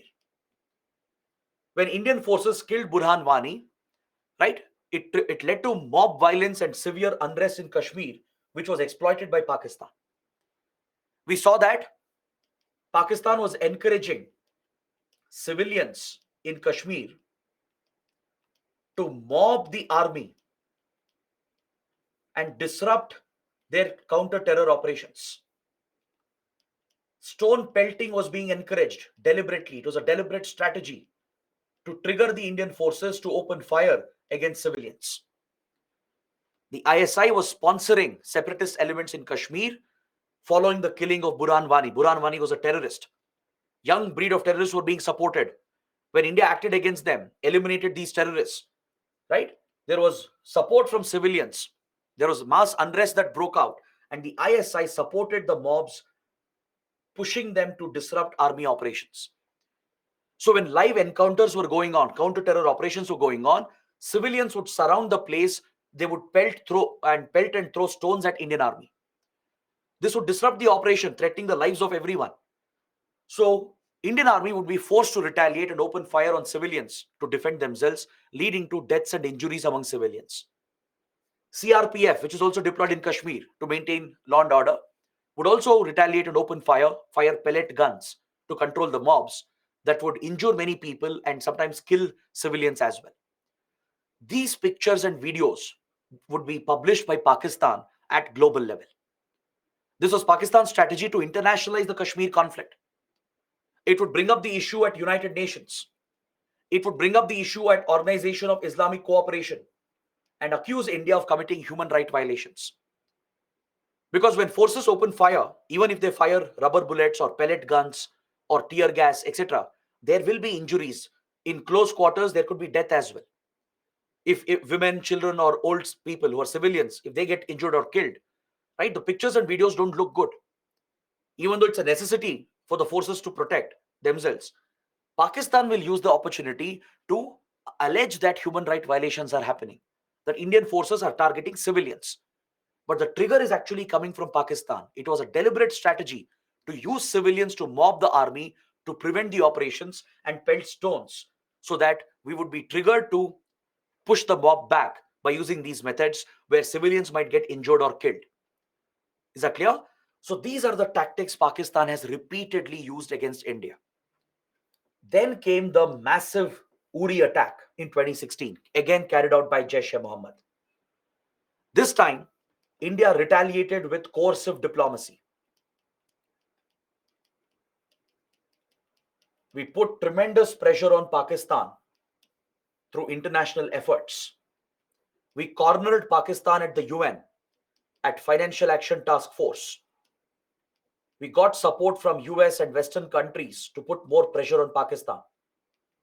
And within the region, we isolated Pakistan by excluding it from the SAARC. Is that clear? See, we can't remove Pakistan from SAARC, but we sidelined the SAARC grouping itself to isolate Pakistan. When the Uri attacks happened in 2016, in just a few weeks, the SAARC summit was about to happen in Islamabad. Pakistan was hosting it. The Islamabad summit was about to happen. But India boycotted the SAARC summit. As Pakistan was responsible for Uri attacks, right? We adopted an approach called SAARC minus Pakistan, meaning we will work with South Asian neighbors, but not through SAARC, because Pakistan is a problem here. So India boycotted the SAARC summit, and all the SAARC members, they supported India. We'll study more about this tomorrow when we take up these regional groupings. All the SAARC members, Sri Lanka, Bangladesh, Nepal, Bhutan, Maldives, Afghanistan, they all supported India. They blamed Pakistan for the Uri attacks, and they all boycotted the Islamabad summit. The SAARC summit did not happen. So since then, we have sidelined SAARC and we have isolated Pakistan in the region through diplomatic efforts. Apart from coercive diplomacy, India decided to use hard power as well and carried out surgical strikes. Indian Special Forces, the Para SF, the Para Commandos of the Indian Army, infiltrated into POK across the LOC and struck the terror launch pads that are present right along the line of control. Pakistan would have set up these temporary terror launch pads where the trained terrorists are brought for temporary posting, and from there they are pushed across the border into India. The permanent terror camps are located deep inside Pakistan, so that The permanent facilities are away from India's reach. So India can't easily attack them. So the larger terror camps, the permanent terror training camps, they're closer to the Afghan border, right, in Khyber Pakhtunkhwa and towards the Afghan border. Whereas the launch pads, which are temporary facilities, they exist only for few days. They can keep shifting. The trained terrorists are brought here to these temporary terror launch pads, from where they are pushed across the border into India, across the LOC into India.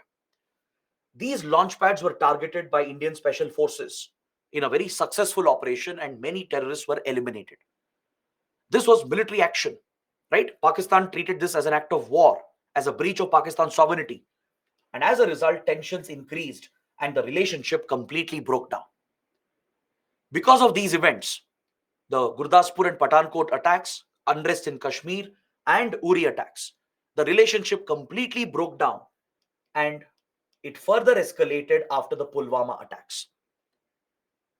The Jaish-e-Mohammed carried out a suicide bombing targeting the CRPF convoy at Pulwama. 40 CRPF Jawans were martyred, right? It enraged the country. The government retaliated again by carrying out Balkot airstrikes using the Indian Air Force. This time, Indian fighter jets breached Pakistani airspace, went deep inside into Khyber Pakhtunkhwa, and bombed Balkot, where terror camps are located, permanent terror camps of Jaish-e-Mohammed and other terror groups are located. Again, according to India, multiple terrorists were killed. But Pakistan saw this as a breach of its sovereignty. It treated this as an act of war. And as expected, it retaliated against India. Even the Pakistani Air Force entered Indian airspace the next day. I'm sure all of you remember this, right? This resulted in an aerial dogfight between Indian Air Force and Pakistani Air Force. This was the first time it was happening after 1971. After 1971, Indian jets had never entered Pakistani airspace, right? We had never had an aerial dogfight between the two air forces after 1971. For the first time, these incidents happened. As a result, tensions increased. Both the sides shot down one fighter jet. We shot down a F-16, they shot down a MiG-21, and an Indian pilot unfortunately landed in POK.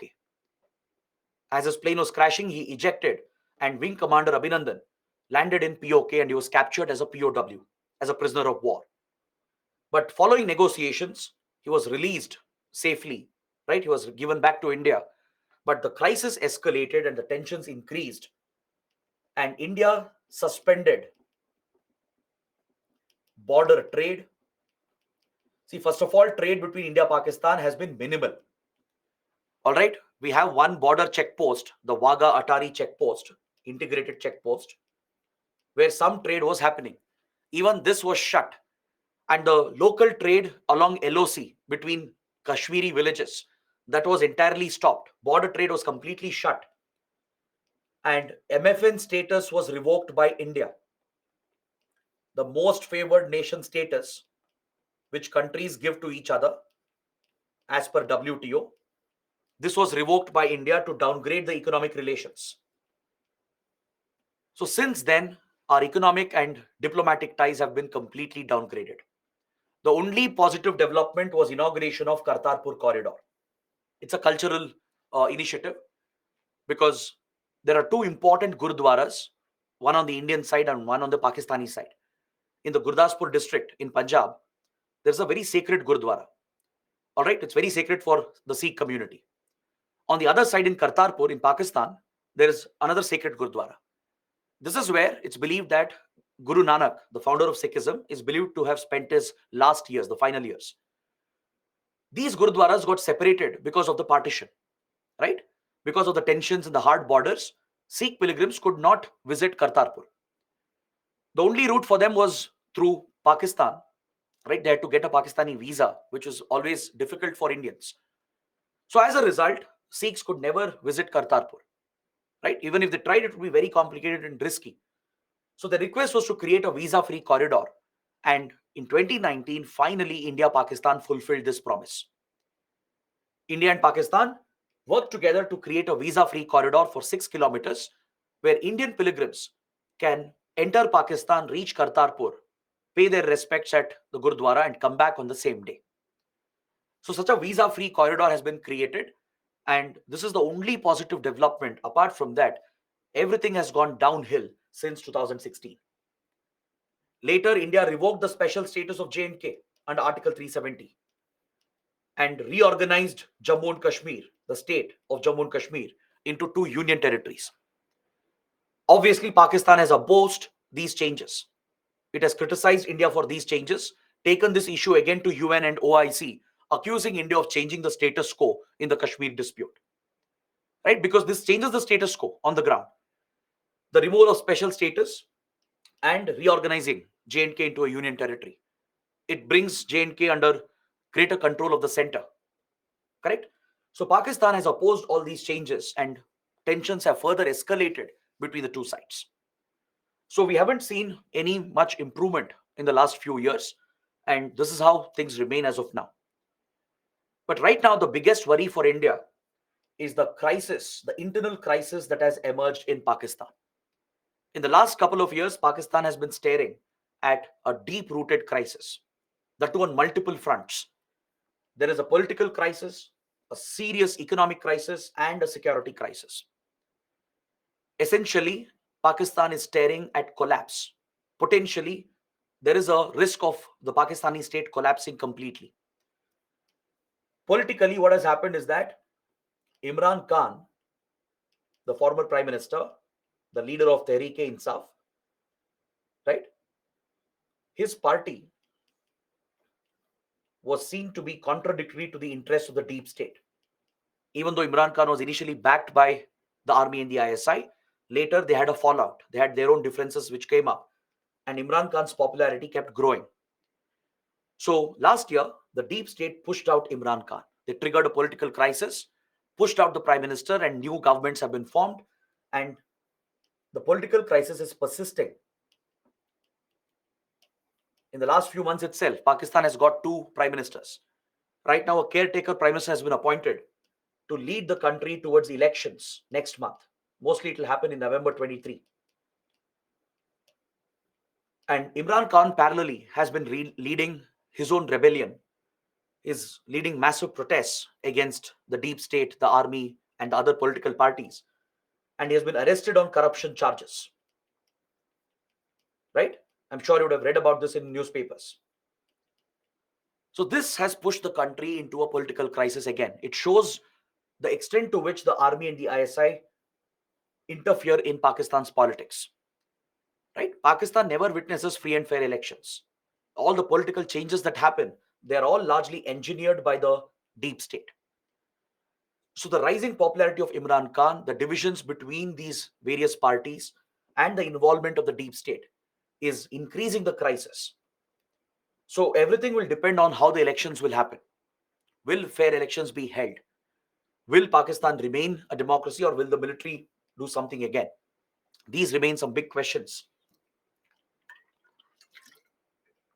And as Imran Khan has got a lot of loyal followers and supporters, there is a possibility that rebellions might break out. When Imran Khan was pushed out and corruption charges were filed against him, it led to large protests. These were unprecedented. Pakistan had never seen such kind of protests against the deep state. In support of Imran Khan, massive protests broke out, indicating the divisions, the political divisions in the country. Right? So this represents a political risk. Next, Pakistan is staring at a very serious economic challenge. The economic mismanagement and all the diversion of funds towards sponsoring terrorism, military modernization has destroyed its economy. It has borrowed heavily. There are many foreign debts which are pending. Several loans it has taken, it has not repaid them. And its forex reserves have dipped, similar to the crisis that Sri Lanka has been facing. Right? It's facing a very serious forex crunch. It doesn't have enough forex reserves to continue imports beyond few weeks. Inflation levels have skyrocketed. The last I checked, inflation levels were in the range of 25 to 30%. This is massive. It's almost runaway inflation. Compared to that, inflation in India is around 4 to 5%, which is manageable. Right? So the poor people are at the receiving end. Basic services have been disrupted. There is a massive electricity shortage. Pakistan is not able to continue its energy imports. It's not able to generate enough electricity. Water supply has been affected, right? The economy is in a crisis mode. Jobs have been compromised. Agriculture also has suffered. And the floods of last year has added to the problems. So there is a very serious economic challenge the country is facing. And right now it's looking at a bailout package from the IMF. It's working out a bailout package, and without this support, the Pakistani economy might collapse. Until then, Pakistan's best friends, the all weather friends, they are giving some financial support. China, UAE, and Saudi Arabia, they have given some financial packages amounting to a few $1 billion to support and sustain the economy. That's why Pakistan is still surviving as of now, or else it would have gone bankrupt by now, like Sri Lanka. So by that time, it is looking to work out a bailout package with the IMF. So the economic crisis is not going away anytime soon. It's going to persist. If it is not handled well, if the political challenges increase, if the political social crisis increases, it will further destabilize the economy, possibly pushing the country towards economic collapse. And parallelly, the security crisis has escalated, the internal crisis. Finally, Pakistan is paying the price for breeding terrorism and radicalism. The terrorism it has nurtured has today come back to bite Pakistan itself. There is a terror group called TTP, Tehreek-e-Taliban Pakistan.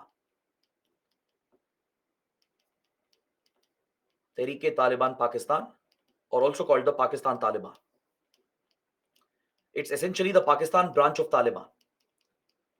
Just like you have Afghan Taliban, which has toppled the Afghan government and captured power in Afghanistan since 2021. Similarly, the Pak Taliban, the TTP, wants to topple the Pakistani state. It wants to remove the Pakistani state and capture power to establish an Islamic state. So TTP has been repeatedly carrying out attacks against the Pakistani government and the Pakistani army. All right, in the last 15 to 18 years, TTP has been a major security threat for Pakistan. Recently, when Afghan Taliban came to power in 2021, it had mediated a deal.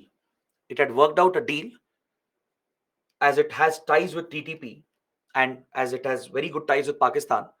It had worked out a deal to ensure TTP does not attack Pakistan. But few months ago, in November 2022, the TTP broke the deal, and since then it has scaled up the attacks against Pakistan.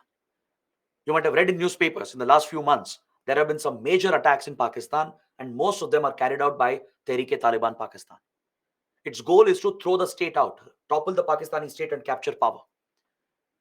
There are Baloch rebel groups which are also mobilizing and carrying out more attacks in the last few months. Right? Baloch rebel groups are fighting for independence. There are few Sindh outfits as well, Sindh nationalist outfits. So these internal challenges of Pakistan is very serious. It's a serious concern, because if the state were to collapse, the biggest fear is about Pakistan's nuclear weapons. This is a nightmare for India and for all the global powers, US, European countries, even China, right? And of course, India.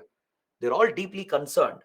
What will happen to the Pakistani nuclear arsenal if the state were to collapse? Given the challenges it is facing, right? If few things go wrong from here, it's very much possible that the Pakistani state will collapse. It will give a free rein for all the terror groups, the radical elements. Within Pakistani forces, there are radicals who are present. Pakistan itself has admitted this. Within the Pakistani army, within the ISI, there are several rogue officers who have been so radicalized that they align with terror groups instead of the Pakistani state.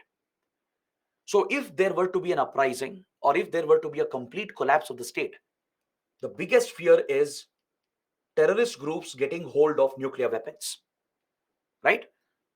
So the crisis in Pakistan is of great interest to India. India closely watches these developments. The political, economic, security developments are closely watched by India, right? So this is something you should pay attention going forward. So in current affairs, ensure that you read these articles that deal with the internal challenges of Pakistan, because it is relevant for India.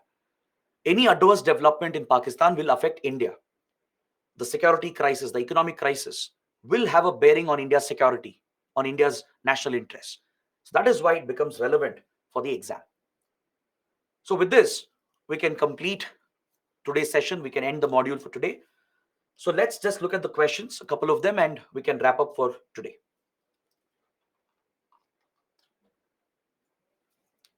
Nilesh is asking, sir, why the idea of Khalistan has spread on the Indian side, not on the Pakistani side?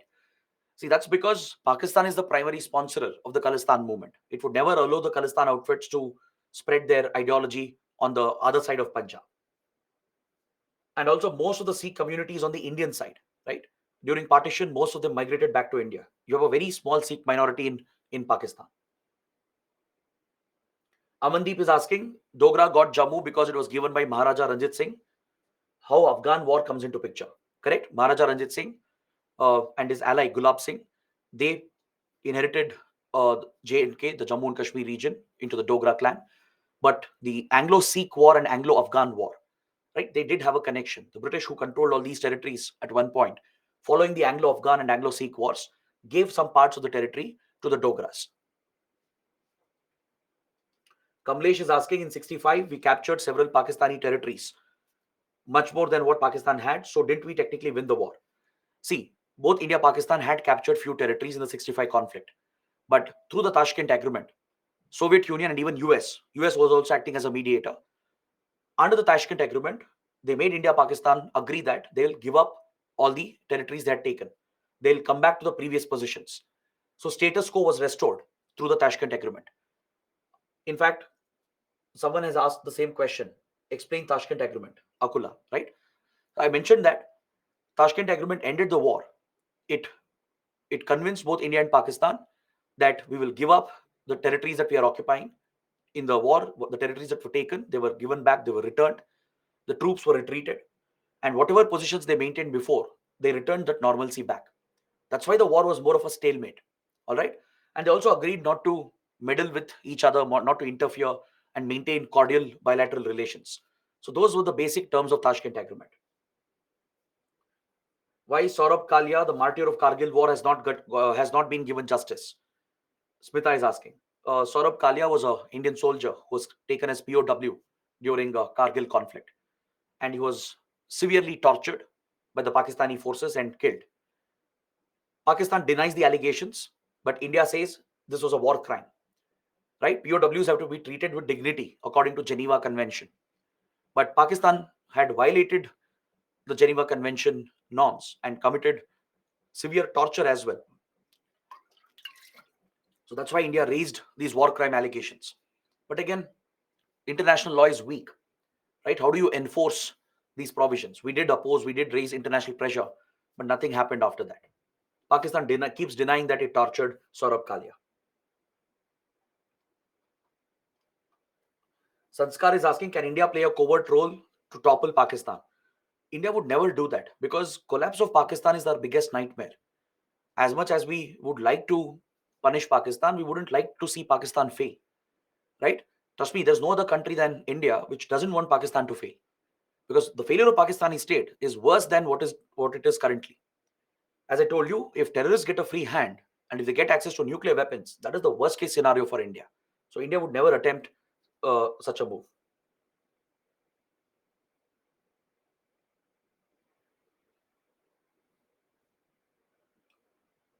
Rahul is asking a question on Israel-Palestine conflict. Don't worry, we'll come to it. We still have many more classes. We have a separate class for West Asia. That's where we'll discuss Israel-Palestine, not here. All right. So guys, these were some of the questions. So with this, we can end the session for today. We'll meet again tomorrow. We'll take up the next module. We'll look at Afghanistan and some important regional groupings. Right. So till then, take care. Let me know how the class went, and I'll see you tomorrow.